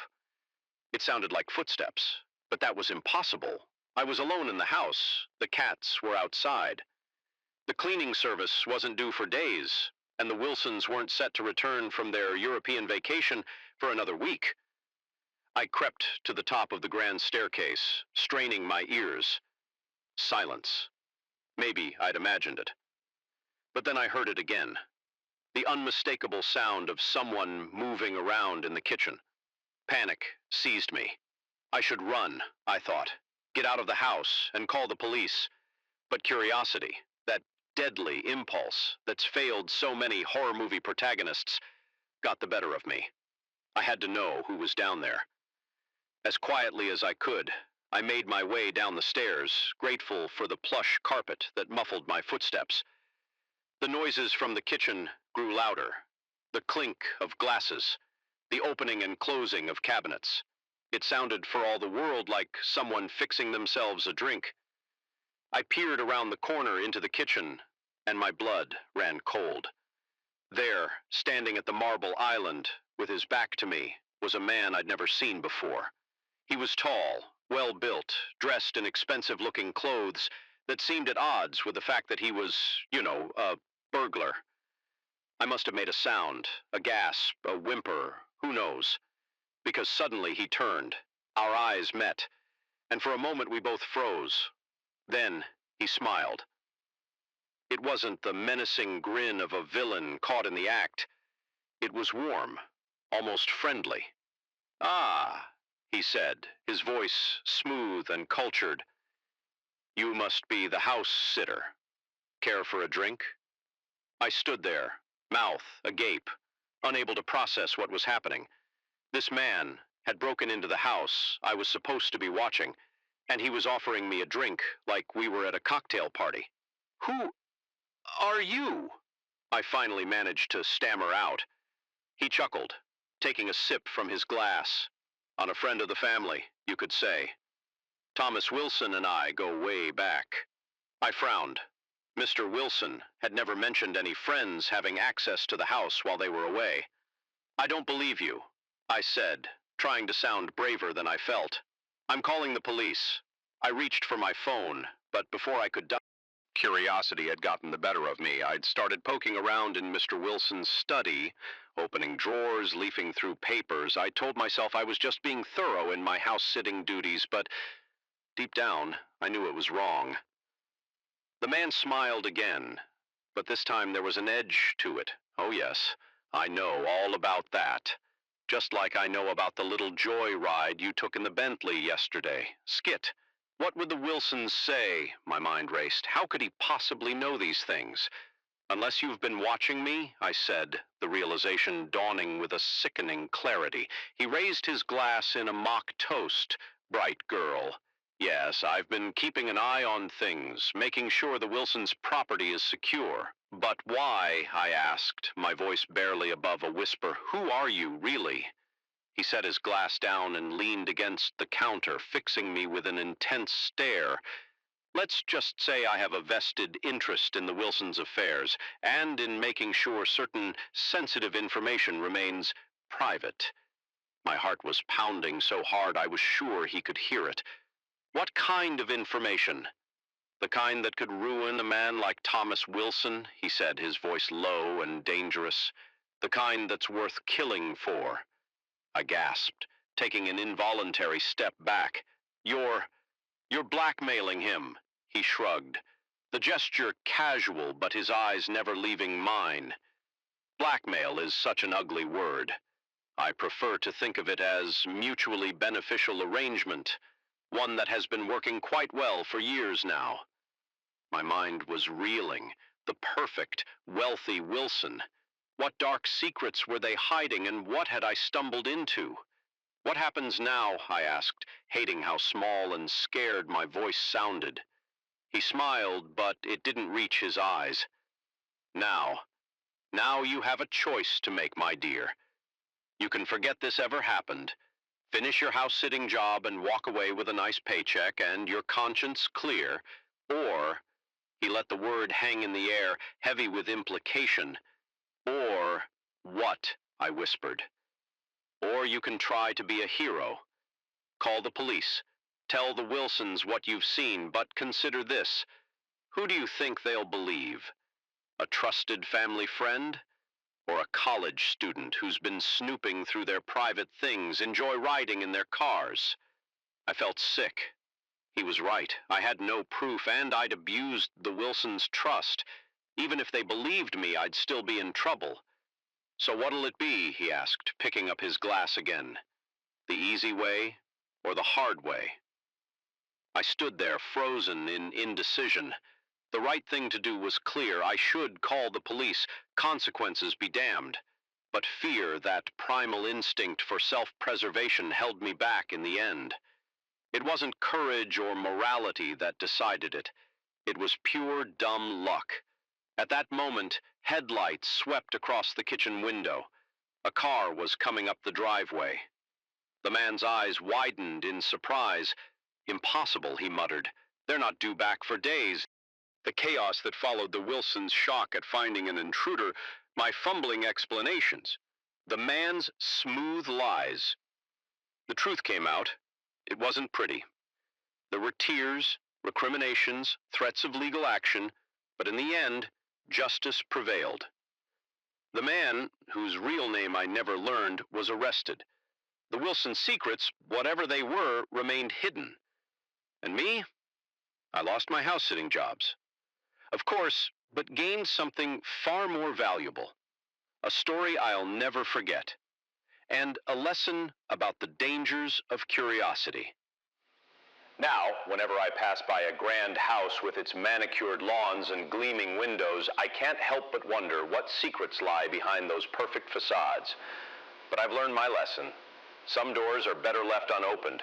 Some questions better left unasked. Because you never know when you might find yourself caught in the middle of someone else's dangerous game. The security camera feed flickered to life, revealing an empty corridor bathed in the sickly glow of fluorescent lights. I leaned closer to the monitor, my eyes straining in the darkness of the security office. That's when I saw it.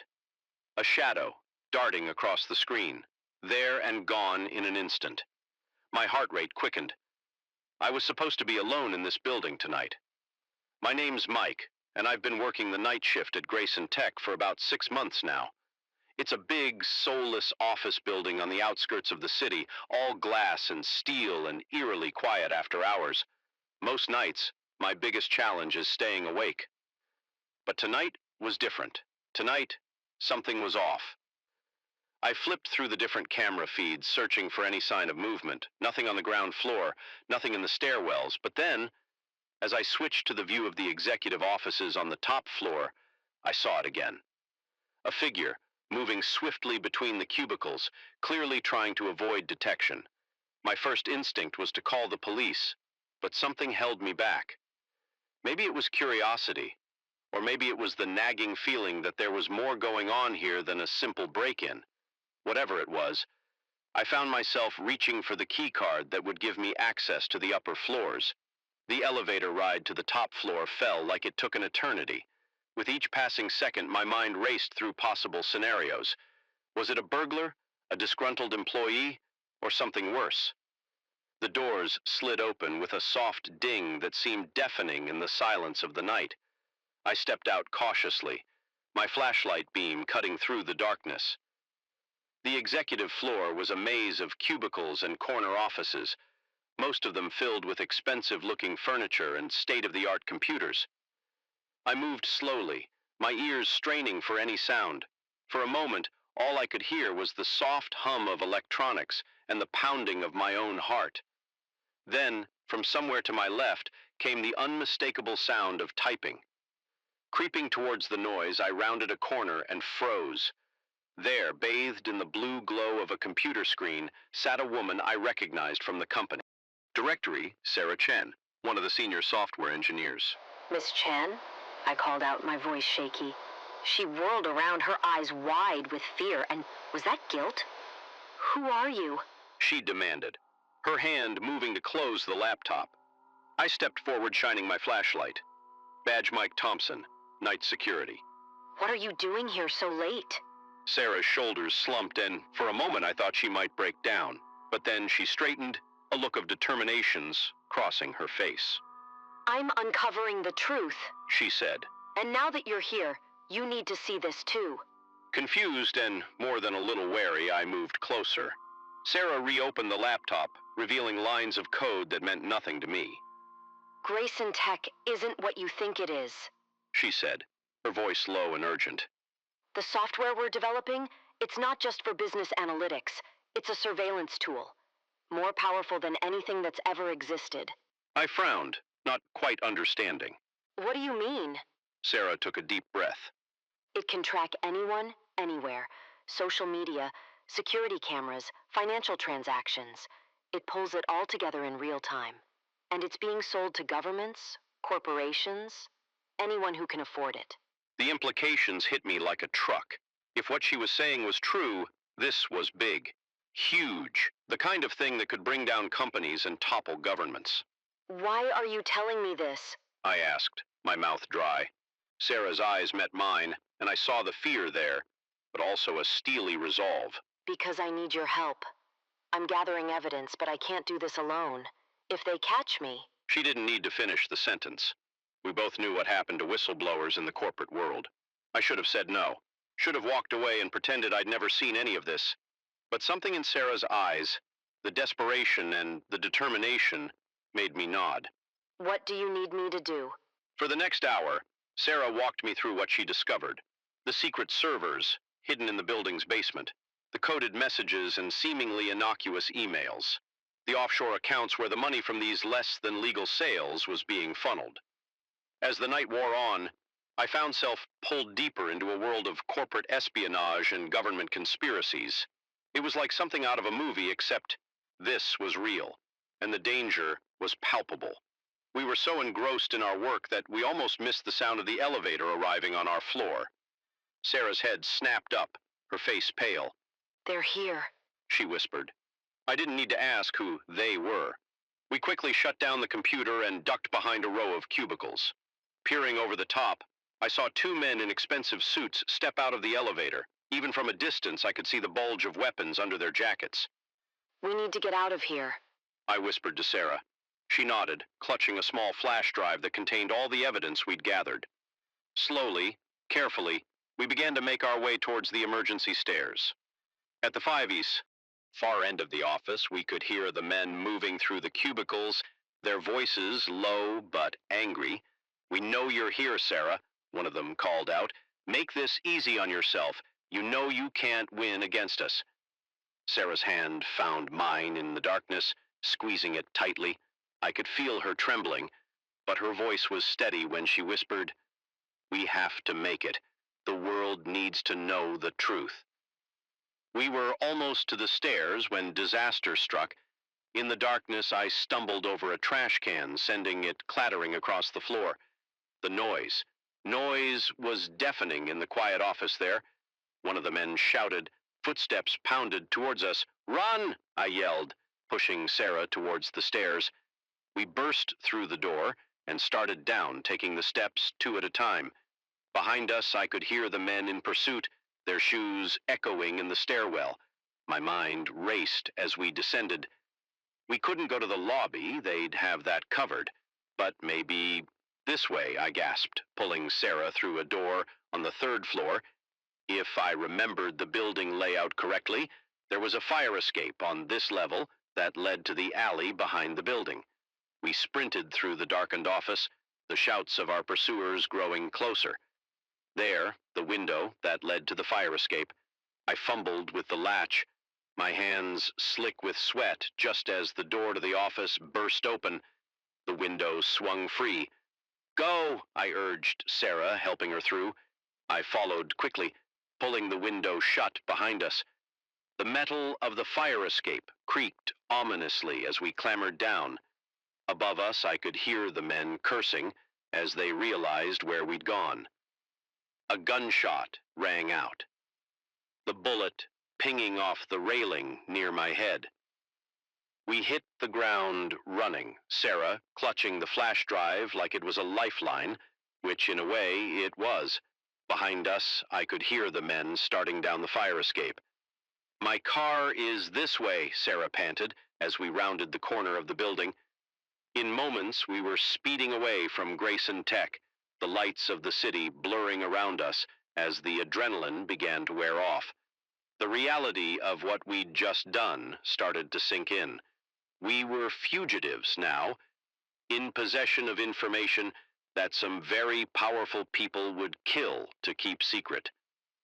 "What do we do now?" I asked, my voice hoarse. Sarah's eyes were fixed on the road ahead, her knuckles white on the steering wheel. "We take this to someone who can help. I have a contact at a news organization. If we can get this information to them." I nodded, understanding. It wasn't over, not by a long shot, but we had a chance now, a chance to expose the truth and maybe, just maybe, make a difference. As we drove through the night, leaving the city and its secrets behind, I couldn't help but think about how much my life had changed in just a few short hours. I'd gone from a simple night security guard to a conspirator in what could be one of the biggest whistleblowing events in history. I didn't know what the future held. I didn't know if we'd succeed or if we'd end up as just another pair of unnamed casualties in the war between truth and power. But I did know one thing. I couldn't go back to my old life.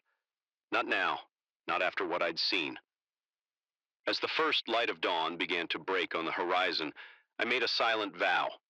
Whatever came next, whatever challenges we faced, I would see this through to the end. The truth had to come out. And if it was up to us to make that happen, then so be it. The night shift at Grayson Tech was over, but our real work, it was just beginning.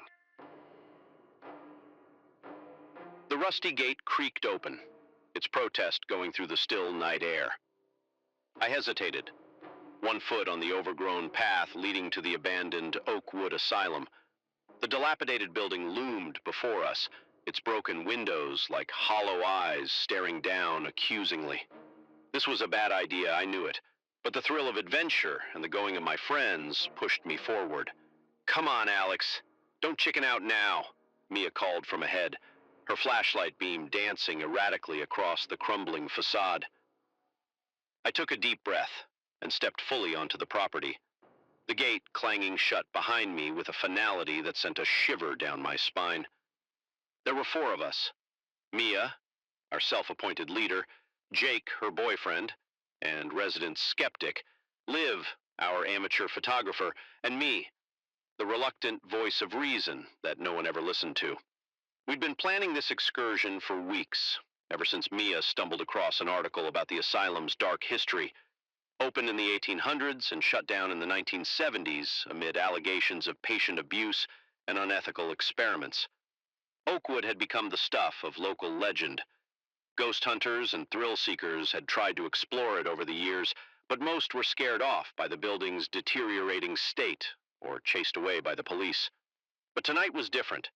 The full moon provided just enough light to navigate by, and Mia's cousin on the police force had tipped her off that patrols would be light. It was now or never.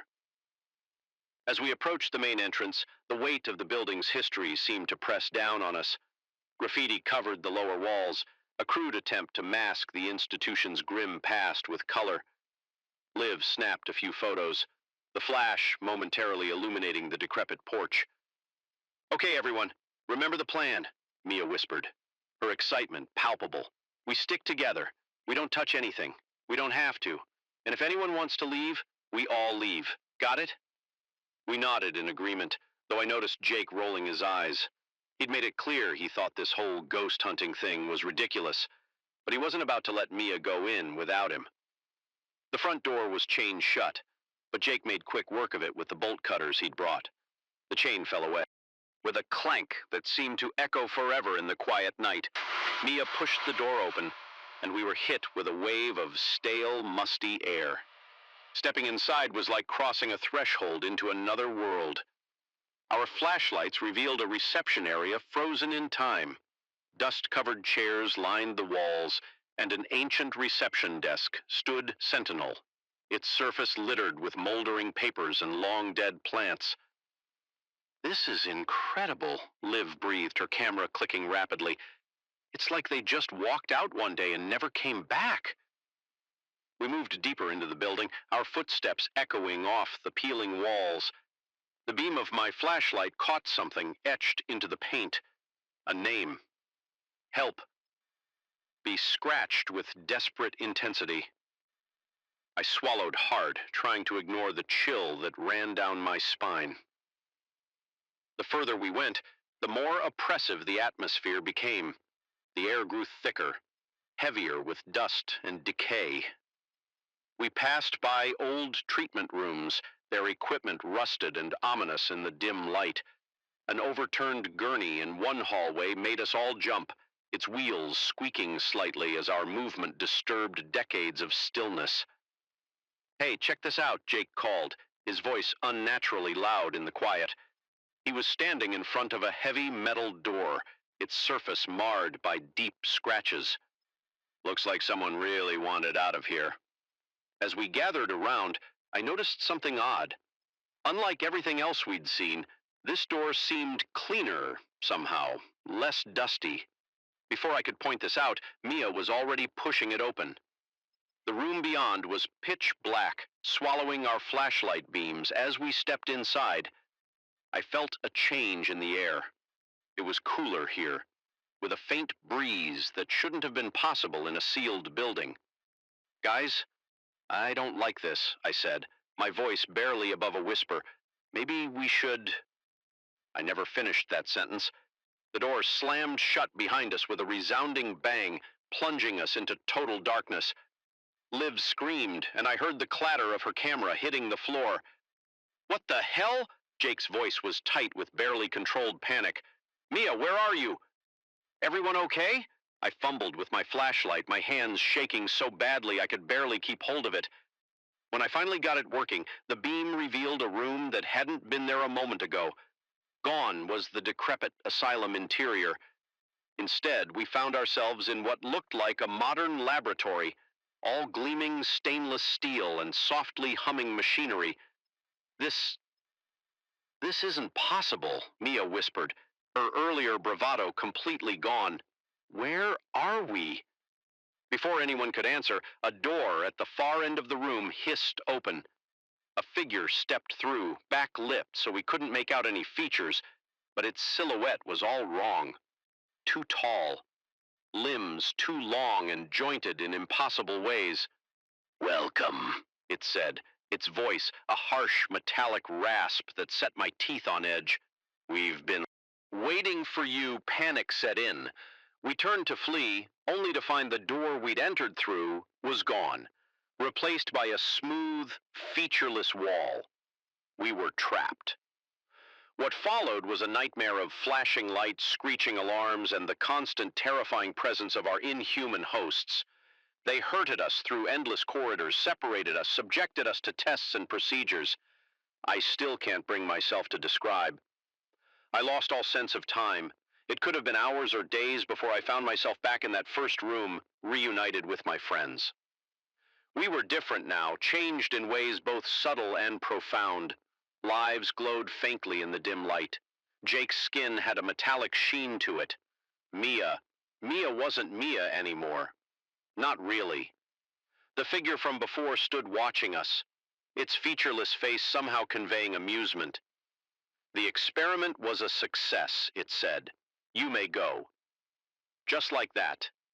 We were outside again, standing in front of the abandoned asylum, as if nothing had happened, but we knew better. The building's windows now gleamed with an otherworldly light, and we could hear the faint hum of machinery from within.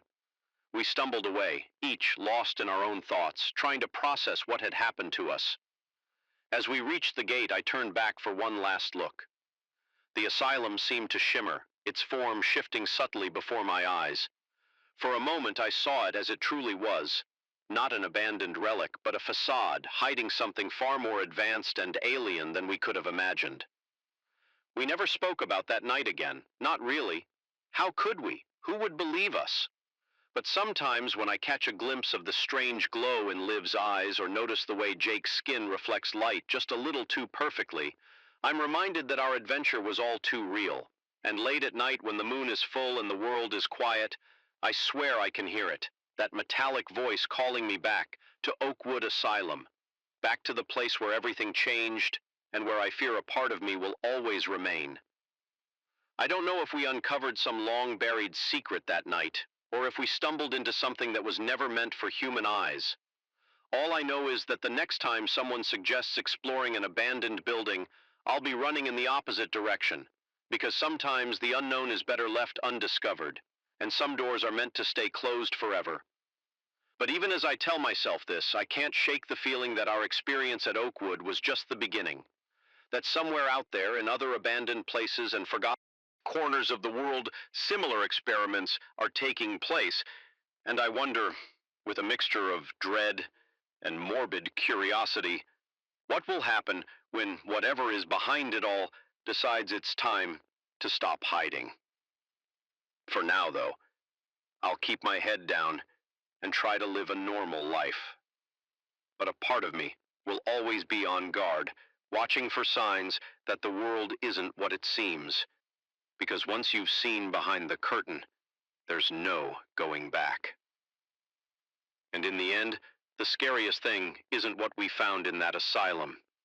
It's the knowledge that it's still out there, waiting for its next unsuspecting victims. The GPS chimed, cheerfully announcing that I had arrived at my destination. I stared out the windshield, my hands still gripping the steering wheel, at a town that definitely wasn't Millbrook. The faded welcome sign read, Willow Creek Population 71. But something about those numbers seemed off, like they hadn't been updated in decades. I'd been driving for hours, heading to my cousin's wedding in Millbrook.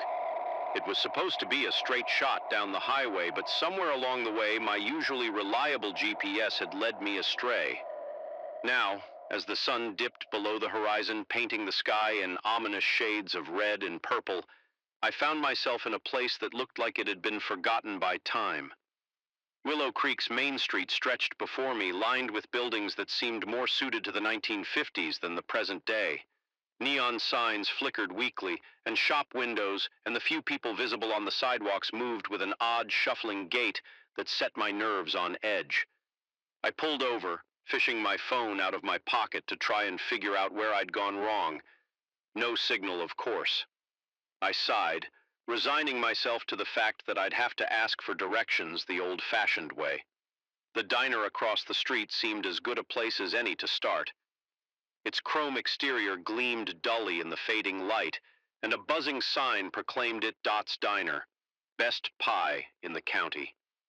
I stepped out of my car, the humid air immediately clinging to my skin as I approached the diner. The hairs on the back of my neck stood up. The few people on the street had stopped to stare at me, their eyes unnaturally wide and unblinking. I quickened my pace, pushing open the diner door with more force than necessary. The bell above the door jangled discordantly, drawing the attention of everyone inside. And I do mean everyone. Every head turned in perfect unison to look at me, expressions blank and eyes glazed. For a moment, the only sound was the soft crackle of a radio, playing what sounded like a big band tune from the 1940s. I cleared my throat. Hi. I'm a bit lost. Could someone point me in the direction of Millbrook? Silence then. Slowly, conversation resumed. As if I hadn't spoken, the patrons turned back to their meals, forks moving mechanically from plate to mouth. A waitress appeared at my elbow, making me jump. Her name tag read, Dot. Sweet, why don't you sit down and have a slice of pie while we figure out how to get you back on track? Every instinct I had was screaming at me to leave, to get back in my car and drive as fast and as far as I could. But something in Dot's eyes held me in place. It wasn't kindness exactly, more like hunger. Before I knew it, I was seated in a booth, a slice of cherry pie in front of me that I definitely hadn't ordered. Dot hovered nearby, that too wide smile still plastered on her face. Eat up, honey, she urged. It'll help you think clearer. I picked up the fork, if only to appease her. The pie filling glistened in a way that reminded me uncomfortably of fresh blood. I took a small bite and immediately my senses were overwhelmed. It was the best thing I'd ever tasted, sweet and tart and rich in a way that seemed impossible. I found myself taking another bite and another, unable to stop as I ate. The diner around me seemed to shift and blur. The patrons' movements became more fluid, more natural. The music on the radio clarified, resolving into a tune I almost recognized. Even Dot's smile seemed less forced, more genuine. There. Isn't that better? She asked, sliding into the seat across from me. Now tell me what brings you to our little town. I blinked, trying to remember. Why was I here? Something about a wedding, but that seems so unimportant now. I'm not sure, I admitted. Dot patted my hand, her touch sending an electric jolt up my arm. That's all right, honey. Lots of folks find their way here when they're a bit lost. Wee Creek has a way of calling to those who need it. I nodded, finding comfort in her words. The pie was gone, but I didn't remember finishing it. Outside, night had fallen completely, the street now illuminated by the warm glow of old-fashioned street lamps. Why don't I show you to the hotel, Dot suggested. You look like you could use some rest. I followed her out of the diner, my legs moving of their own accord. The street was busier now, filled with people strolling and chatting. They all smiled and nodded at me as if I was an old friend they'd been expecting. The hotel was a grand old building, its Victorian architecture a stark contrast to the more modest structures surrounding it. As we climbed the steps, I felt a wave of dizziness wash over me. Dot steadied me with a hand on my elbow, her touch both comforting and unsettling. Don't worry, she said, her voice sounding distant and echoing. Everyone feels a bit off at first. You'll adjust soon enough. The lobby was a blur of dark wood and red velvet. I have a vague memory of signing something, of being handed a heavy brass key. Then I was in a room, ornate wallpaper swirling in patterns that seemed to move when I wasn't looking directly at them. I collapsed onto the bed, my head spinning as consciousness slipped away. I heard Dot's voice one last time, though I couldn't see her in the room. Welcome to Willow Creek, honey. You're home now. I woke with a start, sunlight streaming through lace curtains I didn't remember. For a moment, I couldn't remember where I was or how I'd gotten there. Then it all came flooding back. The wrong turn, the strange town, Dot's diner, the pie. I sat up, my head pounding. The room around me was like something out of a period drama, all antique furniture and faded elegance. But there was something off about it, like a movie set that wasn't quite convincing. Up close, I stumbled to the window, pulling back the curtains. The street below was bustling with activity, but it was all wrong. Cars from the 1950s cruised by, fins gleaming in the morning sun. Women in poodle skirts and men in fedoras strolled down the sidewalk. It was like the whole town was stuck in a time warp. My phone. I needed to call for help, but when I reached for it, my pockets were empty. In fact, I realized with growing horror I was wearing entirely different clothes, a button-up shirt and high-waisted trousers that looked like they came straight out of a vintage store. There was a knock at the door. "Room service?" Dot's cheery voice called out. I opened the door cautiously. Dot stood there balancing a tray with a steaming cup of coffee and another slice of that damn pie. "Good morning, sunshine," she chirped. "Thought you might need to pick me up after your long journey." "What's going on here?" I demanded, my voice hoarse. "What is this place?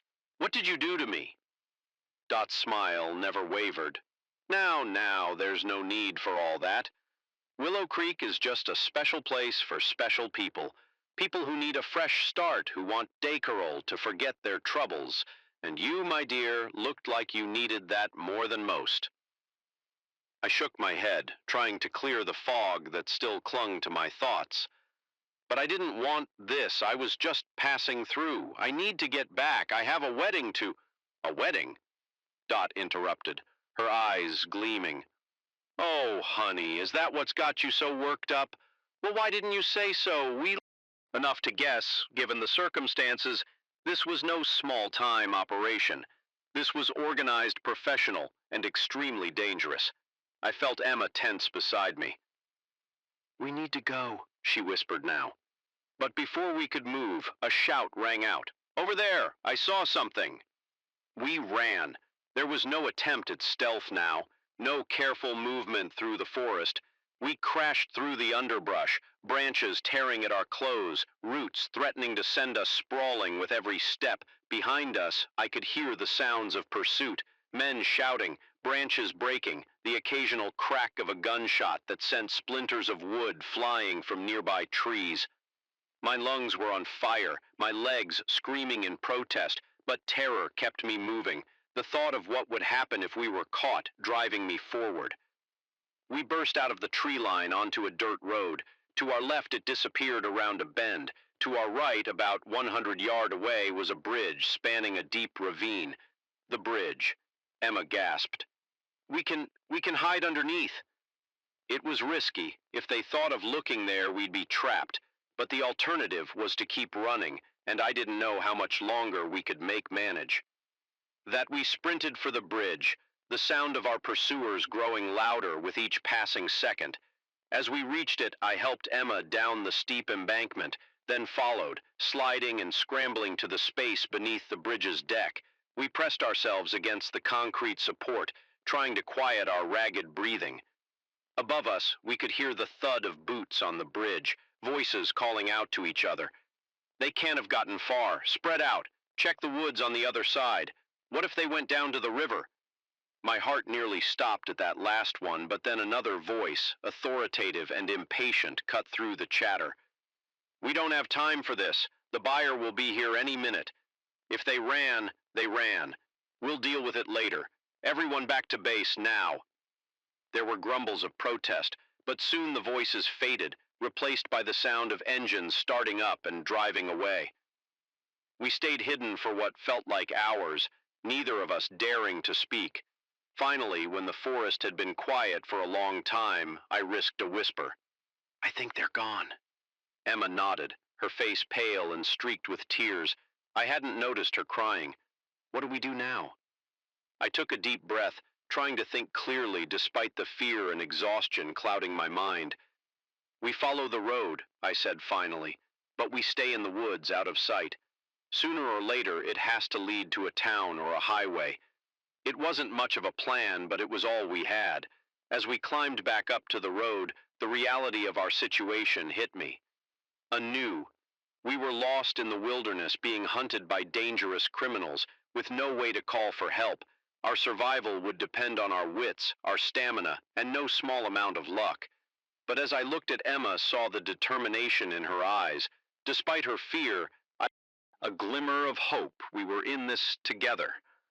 And together, somehow, we would find a way out. We set off down the road, staying just inside the tree line. Every step took us further from the nightmare we'd stumbled into, and closer, I hoped, to safety. But I knew the real journey was just beginning. Even if we made it out of these woods, we'd have a story to tell. A dangerous story that some very dangerous people would want to keep quiet. Our relaxing weekend getaway had turned into a fight for survival, and it was a fight I was determined to win.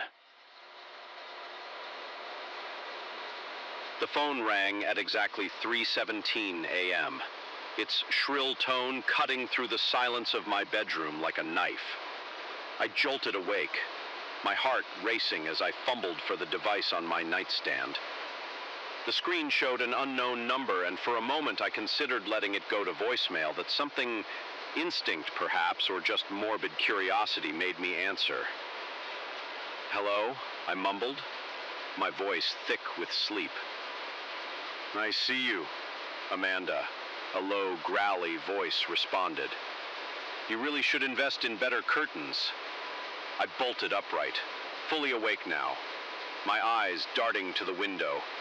The curtains were drawn, but suddenly they felt as transparent as gauze. I could almost feel unseen eyes boring into me from the darkness outside. "Who is this?" I demanded, trying to keep the tremor out of my voice. The voice chuckled, a sound that sent chills down my spine. "Just a friend, Amanda. A friend who's been watching you for a very long time." I ended the call, my hand shaking as I set the phone down. It had to be a prank, right? Some sick joke played by a bored teenager or a disgruntled ex. But as I sat there in the dark, the silence now oppressive rather than peaceful, I couldn't shake the feeling that this was something more sinister. Sleep eluded me for the rest of the night. I tossed and turned, jumping at every creak of the house, settling every rustle of leaves outside my window. When my alarm finally went off at 7 a.m., I was exhausted, but relieved to see the soft light of dawn filtering through the curtains. The events of the night felt distant in the morning light, like a half-remembered nightmare. I went tossed through my usual routine: shower, coffee, breakfast, trying to convince myself that it was nothing to worry about. By the time I left for work, I had almost succeeded in pushing the unsettling call out of my mind. Almost. The day passed in a blur of meetings and deadlines, the mundane rhythm of office life a welcome distraction. It wasn't until I was packing up to leave that the memory of the call came rushing back. My phone buzzed with a text from an unknown number. "Red is a good color on you, Amanda, but I prefer the blue blouse you wore last Tuesday." My blood ran cold. I looked down at the red sweater I was wearing, then glanced around the office wildly. Paying me no attention, but someone somewhere was watching me. I practically ran to my car, my keys clutched tightly in my hand like a weapon. The drive home was a nerve-wracking affair, every red light and eternity where I scanned the surrounding cars, looking for anyone who might be following me. Once home, I double-checked all the locks, drew the curtains tight, and collapsed onto my couch. My mind raced, trying to piece together what was happening. Who could be doing this? An ex-boyfriend, a disgruntled coworker, but none of the possibilities quite fit. My phone buzzed again. Another unknown number. "You should really eat something, Amanda. You barely touched your lunch today." I threw the phone across the room where it landed with a dull thud on the carpet. How did they know? How could they possibly know what I had or hadn't eaten? The next few days passed in a haze of paranoia. The calls and texts kept coming, always from different numbers, always revealing some intimate detail of my day. They knew when I woke up, what I wore, who I paying me no attention, but someone somewhere was watching me. I practically ran to my car, my keys clutched tightly in my hand like a weapon. The drive home was a nerve-wracking affair, every red light and eternity where I scanned the surrounding cars looking for anyone who might be following me. Once home, I double-checked all the locks, drew the curtains tight, and collapsed onto my couch. My mind raced, trying to piece together what was happening. Who could be doing this? An ex-boyfriend, a disgruntled coworker, but none of the possibilities quite fit. My phone buzzed again. Another unknown number. "You should really eat something, Amanda. You barely touched your lunch today." I threw the phone across the room where it landed with a dull thud on the carpet. How did they know? How could they possibly know what I had or hadn't eaten? The next few days passed in a haze of paranoia. The calls and texts kept coming, always from different numbers, always revealing some intimate detail of my day. They knew when I woke up, what I wore, who I talked to. They even knew about the guilty pleasure romance novel I'd been reading in private. I changed my phone number, but it didn't help. I went to the police, but without any explicit threats, they said there was little they could do. I was trapped in a waking nightmare, constantly looking over my shoulder, jumping at every unexpected sound. A week after the first call, I was a wreck. I'd barely slept, barely eaten. I'd called in sick to work, unable to face the thought of being out in public where unseen eyes might be watching. I sat in my living room, curtains drawn, lights off, staring at my silent phone and waiting for the next message. When it came, it was different from the others. "I think it's time we met face to face, Amanda. Come to Riverside Park at midnight, come alone or there will be consequences." My first instinct was to ignore it, to call the police, to run, but a part of me, the part that was tired of being afraid, tired of not knowing, made me consider it. If I went, maybe I could finally confront my tormentor. Maybe I could end this. Against my better judgment, I found my lives never realizing how exposed you are, how much of yourselves you broadcast to the world. She pulled out a tablet, tapping at the screen. Your phone, your computer, your smart home devices, they're all windows into your life. Amanda, windows that someone with the right skills can easily look through. I felt sick. All this time, she'd been spying on me through my own devices. But why me? I asked. What did I do to you? Sarah laughed, a hollow sound, devoid of humor. You? You didn't do anything. You were just convenient, the right combination of trusting and technologically naive. A perfect subject for my little experiment. Experiment? I repeated, my voice barely a whisper, to see how far I could go, Sarah said, her eyes gleaming with a man-light. To see how much I could learn, how deeply I could burrow into someone's life without them knowing. And oh, Amanda, you did not disappoint. The things I've seen, the secrets I've learned, she trailed off, shaking her head with a twisted sort of fondness. But all experiments must come to an end. And I'm afraid, Amanda, that it's time for you to be discontinued. As she spoke, she reached into her jacket. I saw the glint of metal and realized with horror that she was pulling out a gun. Time seemed to slow down. I saw Sarah's finger moving towards the trigger. I saw the barrel of the gun pointing at my chest. And in that moment, survival instinct took over. I lunged forward, catching Sarah off guard. We grappled for the gun, our struggle silent, save for our heavy breathing. She was stronger than she looked, but desperation lent me strength. Suddenly, a deafening bang echoed through the park. For a moment, I wasn't sure who had been hit. Then Sarah stumbled backward, a look of shock on her face. She looked down at the growing red stain on her shirt, then back at me before collapsing to the ground. I stood there, the gun heavy in my hand, my ears ringing from the shot. I don't know how long I remained frozen like that before the sound of distant sirens snapped me back to reality. The aftermath was a blur of police statements and psychological evaluations. Sarah survived, barely, and was arrested. The full extent of her experiment came to light. Not just me, but dozens of victims, their lives laid bare through the technology they trusted. In the months that followed, I changed. I got rid of my smart devices, became paranoid about my digital footprint. The carefree, trusting person I had been was gone, replaced by someone always looking over her shoulder, always wondering who might be watching. But slowly, gradually, I began to heal too. Trust again, albeit cautiously, to reclaim my life now. As I sit here writing this, I do so as a warning. In this interconnected world we've built, privacy is an illusion. Our lives are an open book to those who know how to read it. So be careful, be vigilant, and always remember, in the digital age, you never know who might be watching. The cardboard box was heavier than it looked, its content shifting ominously as I lifted it from the dusty shelf. Professor Blackwood's office was a cluttered maze of books, artifacts, and filing cabinets. But this box stood out. It was unmarked, sealed with thick packing tape that had yellowed with age.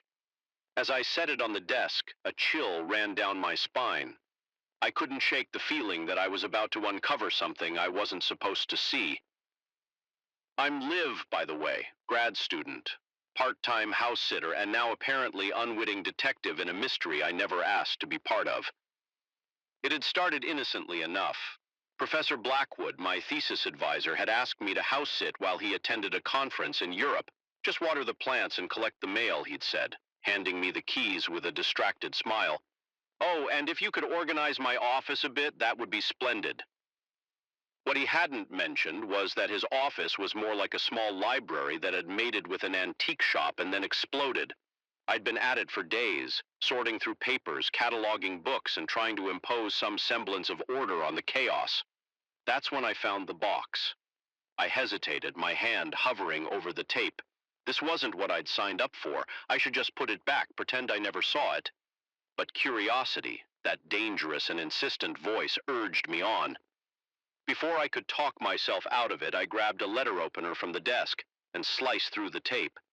The musty smell of old paper hit me as I opened the flaps. Inside, I found a collection of notebooks, their covers worn and pages yellowed. Scattered among them were photographs, news clippings, and what looked like official documents, all decades old. I picked up the topmost notebook, its leather cover soft and supple under my fingers.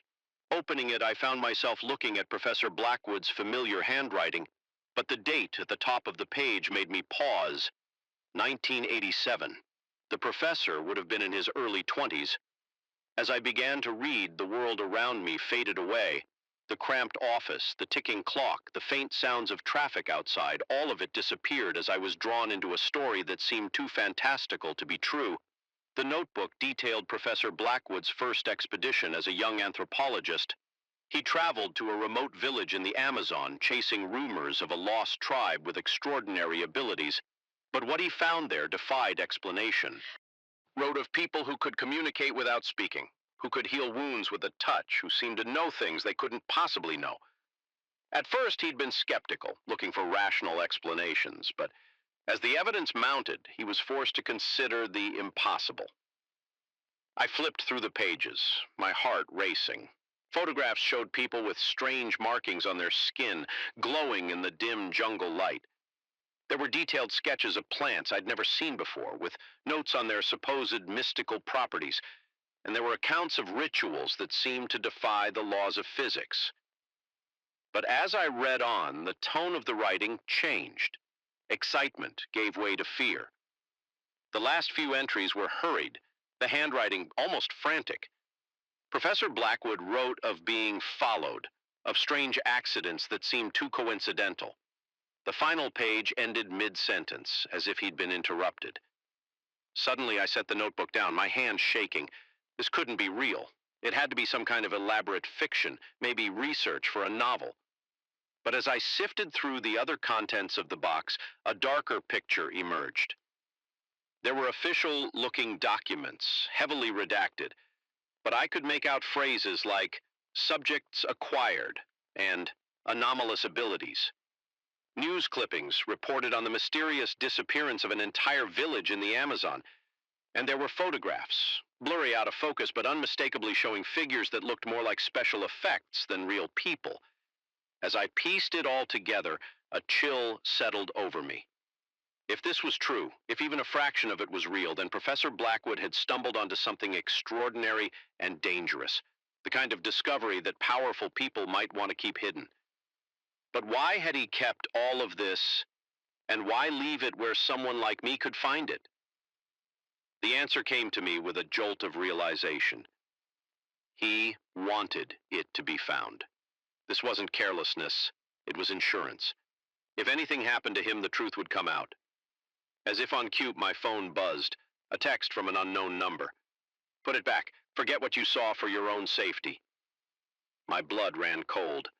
I looked around wildly, half expecting to see someone watching me through the window, but the street outside was empty, just the usual quiet of a college town on a weekday afternoon. I should have listened, should have put everything back in the box, sealed it up, and pretended I'd never seen it. But I couldn't. The mystery was too compelling, the implications too enormous. If what Professor Blackwood had discovered was real, it could change everything we thought we knew about human potential. With shaking hands, I began to take photos of everything in the box. The notebooks, the documents, the photographs. I captured it all, uploading the images to a secure cloud storage as fast as I could. Whatever happened next, there would be a record. As I worked, my mind raced. Who had sent that text? How did they know what I'd found? And most importantly, what had happened to Professor Blackwood? Was his conference in Europe just a cover story? I was so engrossed in my task that I almost missed the sound of footsteps in the hallway. Heavy, purposeful steps that stopped right outside the office door. My heart leapt into my throat as I heard the jingle of keys. In a panic, I shoved everything back into the box, not caring about the order I had just managed. To close the flaps when the door swung open. Two men in dark suits stood there, their expressions grim. They weren't Universal City security, that much was clear. One of them stepped forward, his hand reaching into his jacket. "Miss Thompson," he said, his voice cold and professional. "We need you to come with us." I backed away, my mind whirling.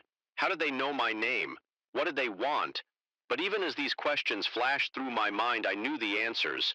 They were here for the box, for the secrets it contained. "I don't know what you're talking about," I said, trying to keep my voice steady. "I'm just here to water the plants." The man's expression didn't change. "Please don't make this difficult. We have some questions about your recent discoveries." I glanced at the window, gauging my chances. We were only on the second floor. If I could just... The man must have sensed my intention. He moved with surprising speed, blocking my path to the window. That would be unwise. "Ms. Thompson, we're not here to hurt you. We just want to talk." But something in his eyes told me that talking was the last thing on their agenda. Whatever Professor Blackwood had uncovered, whatever secrets that box contained, these men were here to make sure it stayed buried. In that moment, I made a decision. I couldn't let this end here. Couldn't let the truth be silenced. With a sudden burst of adrenaline, I grabbed the box and hurled it at the men. In their moment of surprise, I darted past them out into the hallway. I ran like I'd never run before, down the stairs and out of the building. Behind me, I could hear shouts and the pounding of feet, but I didn't look back. I just ran, my feet carrying me away from the campus and into the busy streets of the town. As I ducked into an alley trying to catch my breath, I realized my life had just changed, irrevocably. I was now part of something bigger than I could have imagined, caught up in a mystery that spanned decades and continents. I didn't have the box anymore, but I had the photos, I had the knowledge, and I had a choice to make. I could try to forget everything I'd seen, go back to my normal life and pretend none of this had happened. Or I could dig deeper, follow the trail that Professor Blackwood had left behind, and uncover the truth no matter the cost. As I heard sirens in the distance and saw a black car slowly cruising down the street, I knew what my decision would be. This was just the beginning. The real adventure and the real danger was yet to come. With one last look at the university building where my ordinary life had ended, I want to find, turned and disappeared into the maze of city streets. Whatever happened next, I was determined to see this through. For Professor Blackwood. For the truth and for the incredible secret that could change the world. The rhythmic slap of my sneakers against the pavement was the only sound breaking the eerie silence of the park. Moonlight filtered through the trees, casting long shadows across my path. It was just another late-night run, or so I thought. But as I rounded the bend near the old fountain, a chill ran down my spine. Someone was following me. You with you world,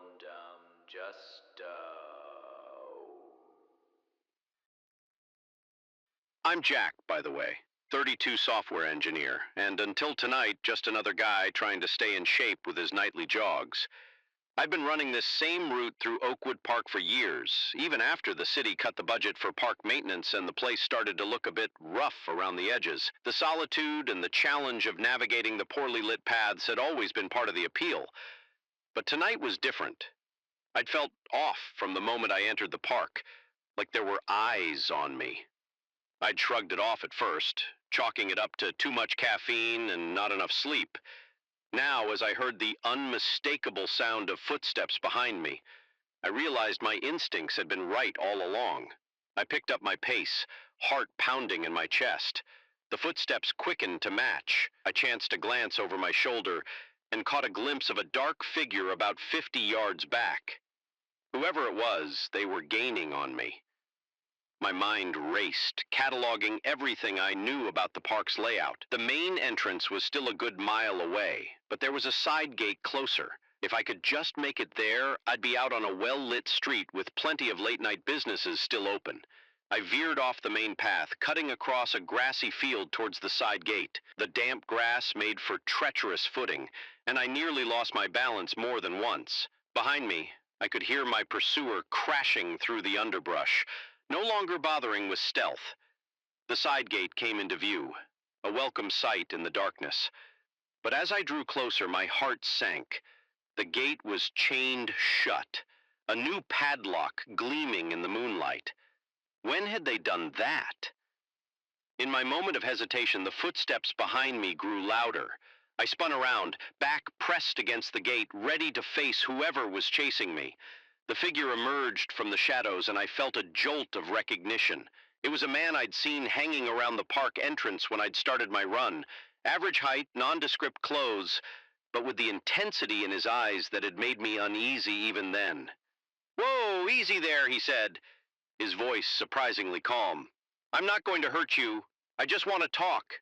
"Talk?" I panted, still trying to catch my breath. "You chased me through a dark park to talk?" He held up his hands in a plating gesture. "I know how this looks, but I had to make sure you were alone. It's not safe to be out here, you know, not with what's been happening." I frowned, confusion momentarily overriding my fear. "Been happening?" The man glanced around nervously before leaning in. Closer. The disappearances, 3 people in the last month, all last seen in or near this park. The police are keeping it quiet, but something's going on here, something bad. I'd heard rumors, of course, whispers of people going missing, but nothing concrete, nothing in the news.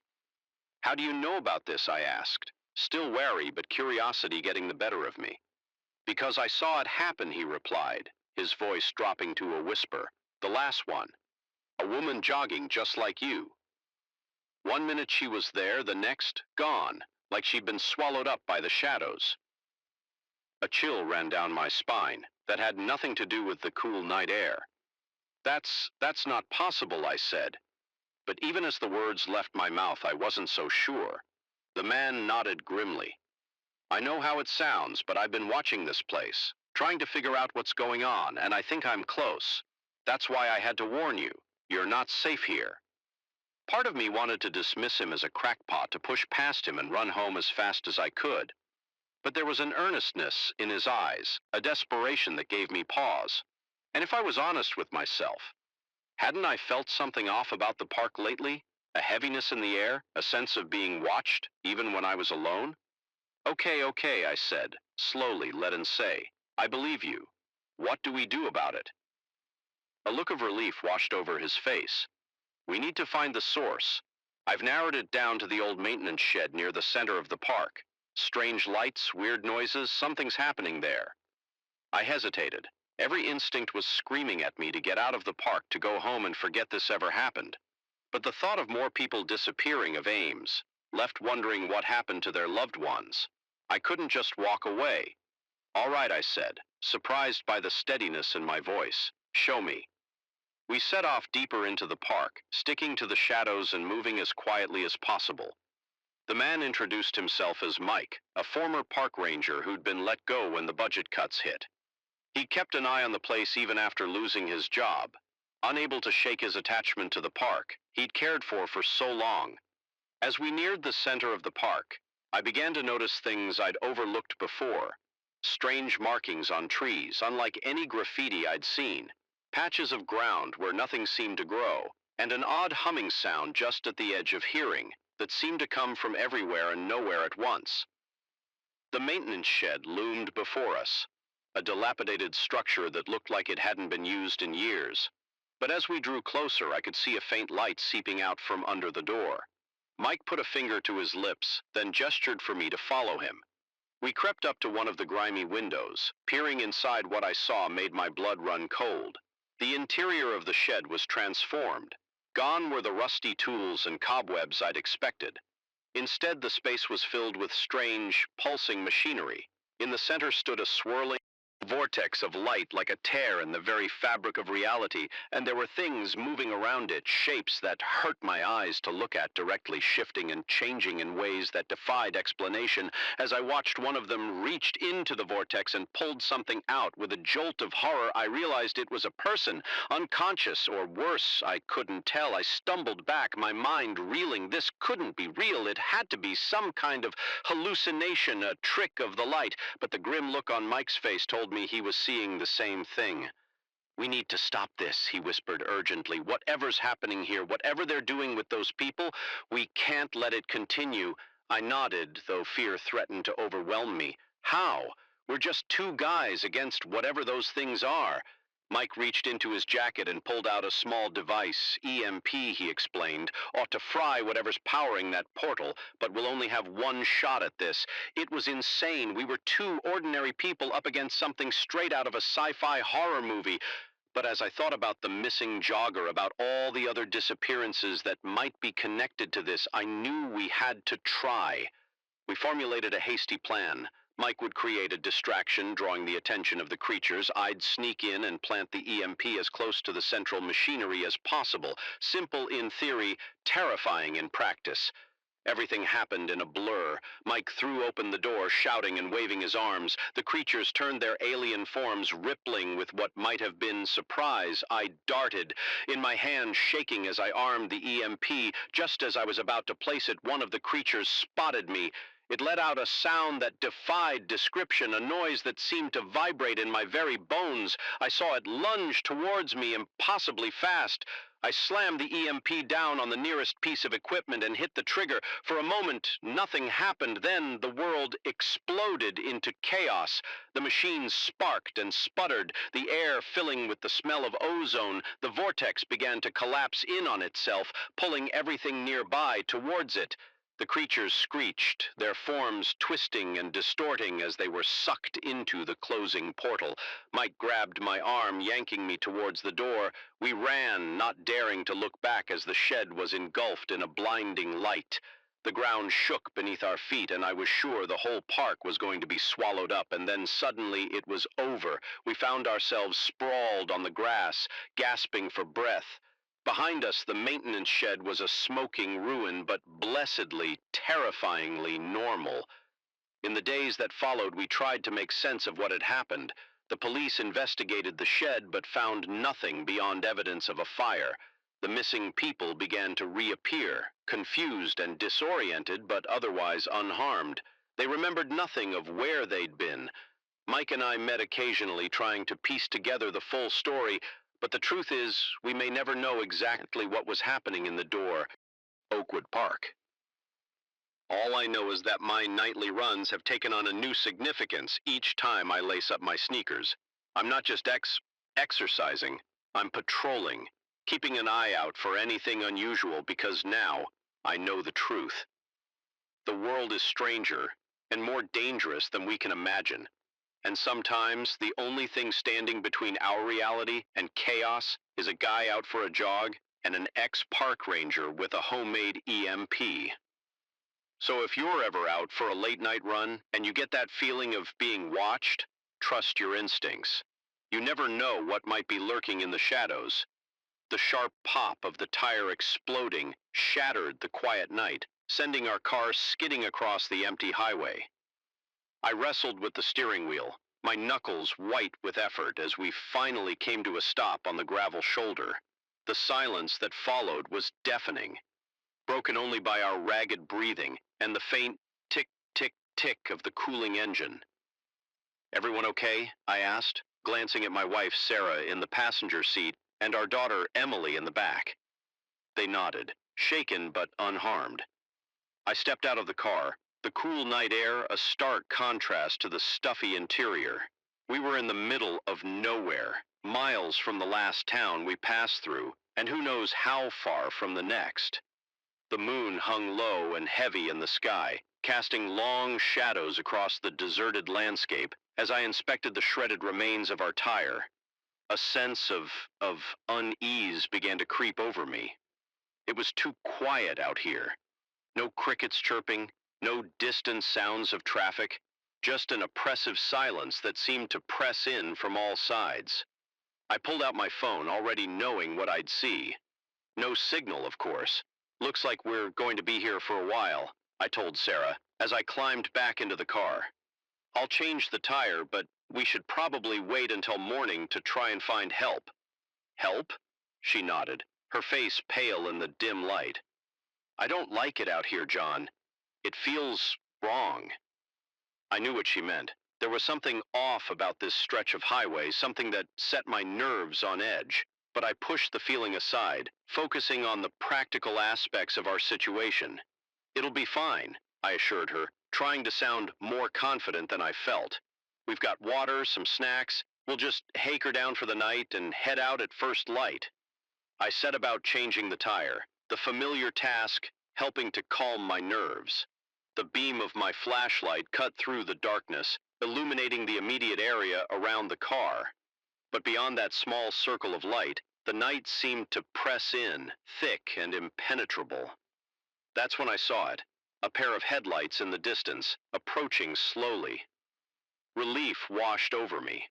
Another car meant help, or at least the possibility of it. But as the vehicle drew closer, that relief turned to unease. It was moving, slowly, almost cautiously, and there was something off about the headlights. They seemed too far apart, too high off the ground for a normal car. The vehicle came to a stop about 50 yards behind us.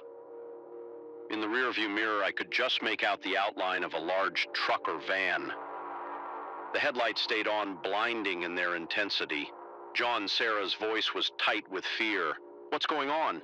I shook my head, trying to appear calm for her and Emily's sake. "Probably just someone stopping to help. I'll go check it out."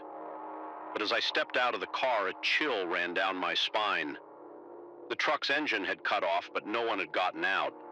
It just sat there, headlights blazing like some predatory animal watching its prey.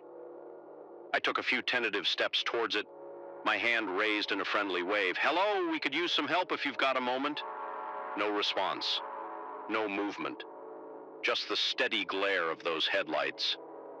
I was about to turn back to our car when I heard it, the sound of a door opening and closing, followed by footsteps on gravel. But I couldn't see anyone. The space between the headlights remained empty. "Who's there?" I called out, my voice sounding thin and weak in the vast emptiness around us. The footsteps continued, slow and deliberate, moving towards me. But there was still no one visible. Panic seized me. I ran back to our car, practically diving into the driver's seat. "We need to go. Now." Sarah's eyes were wide with fear, but no time. I cut her off. Jamming the key into the ignition, the engine sputtered once, twice, before roaring to life. I threw the car into drive, the partially attached spare tire wobbling dangerously as we pulled away. In the rearview mirror, I saw the truck's headlights swing around, following us. It started to move, picking up speed quickly. "Dad, what's happening?" Emily's small voice came from the back seat, trembling with fear. "It's okay, sweetheart," I lied, pushing our damaged car to its limits. "We're just playing a little game of chase." And that's all the truck was gaining on us, its massive form filling my rearview mirror. The spare tire was making the car pull to one side, requiring all my concentration to keep us on the road. Suddenly, a new set of headlights appeared ahead of us. Another truck, identical to the one behind us, blocking the road. I swore under my breath, looking frantically for an escape route. There a narrow dirt road branching off from the highway. I wrenched the steering wheel, sending us bumping and jolting down the unpaved track. The trucks followed, their powerful engines easily handling the rough terrain.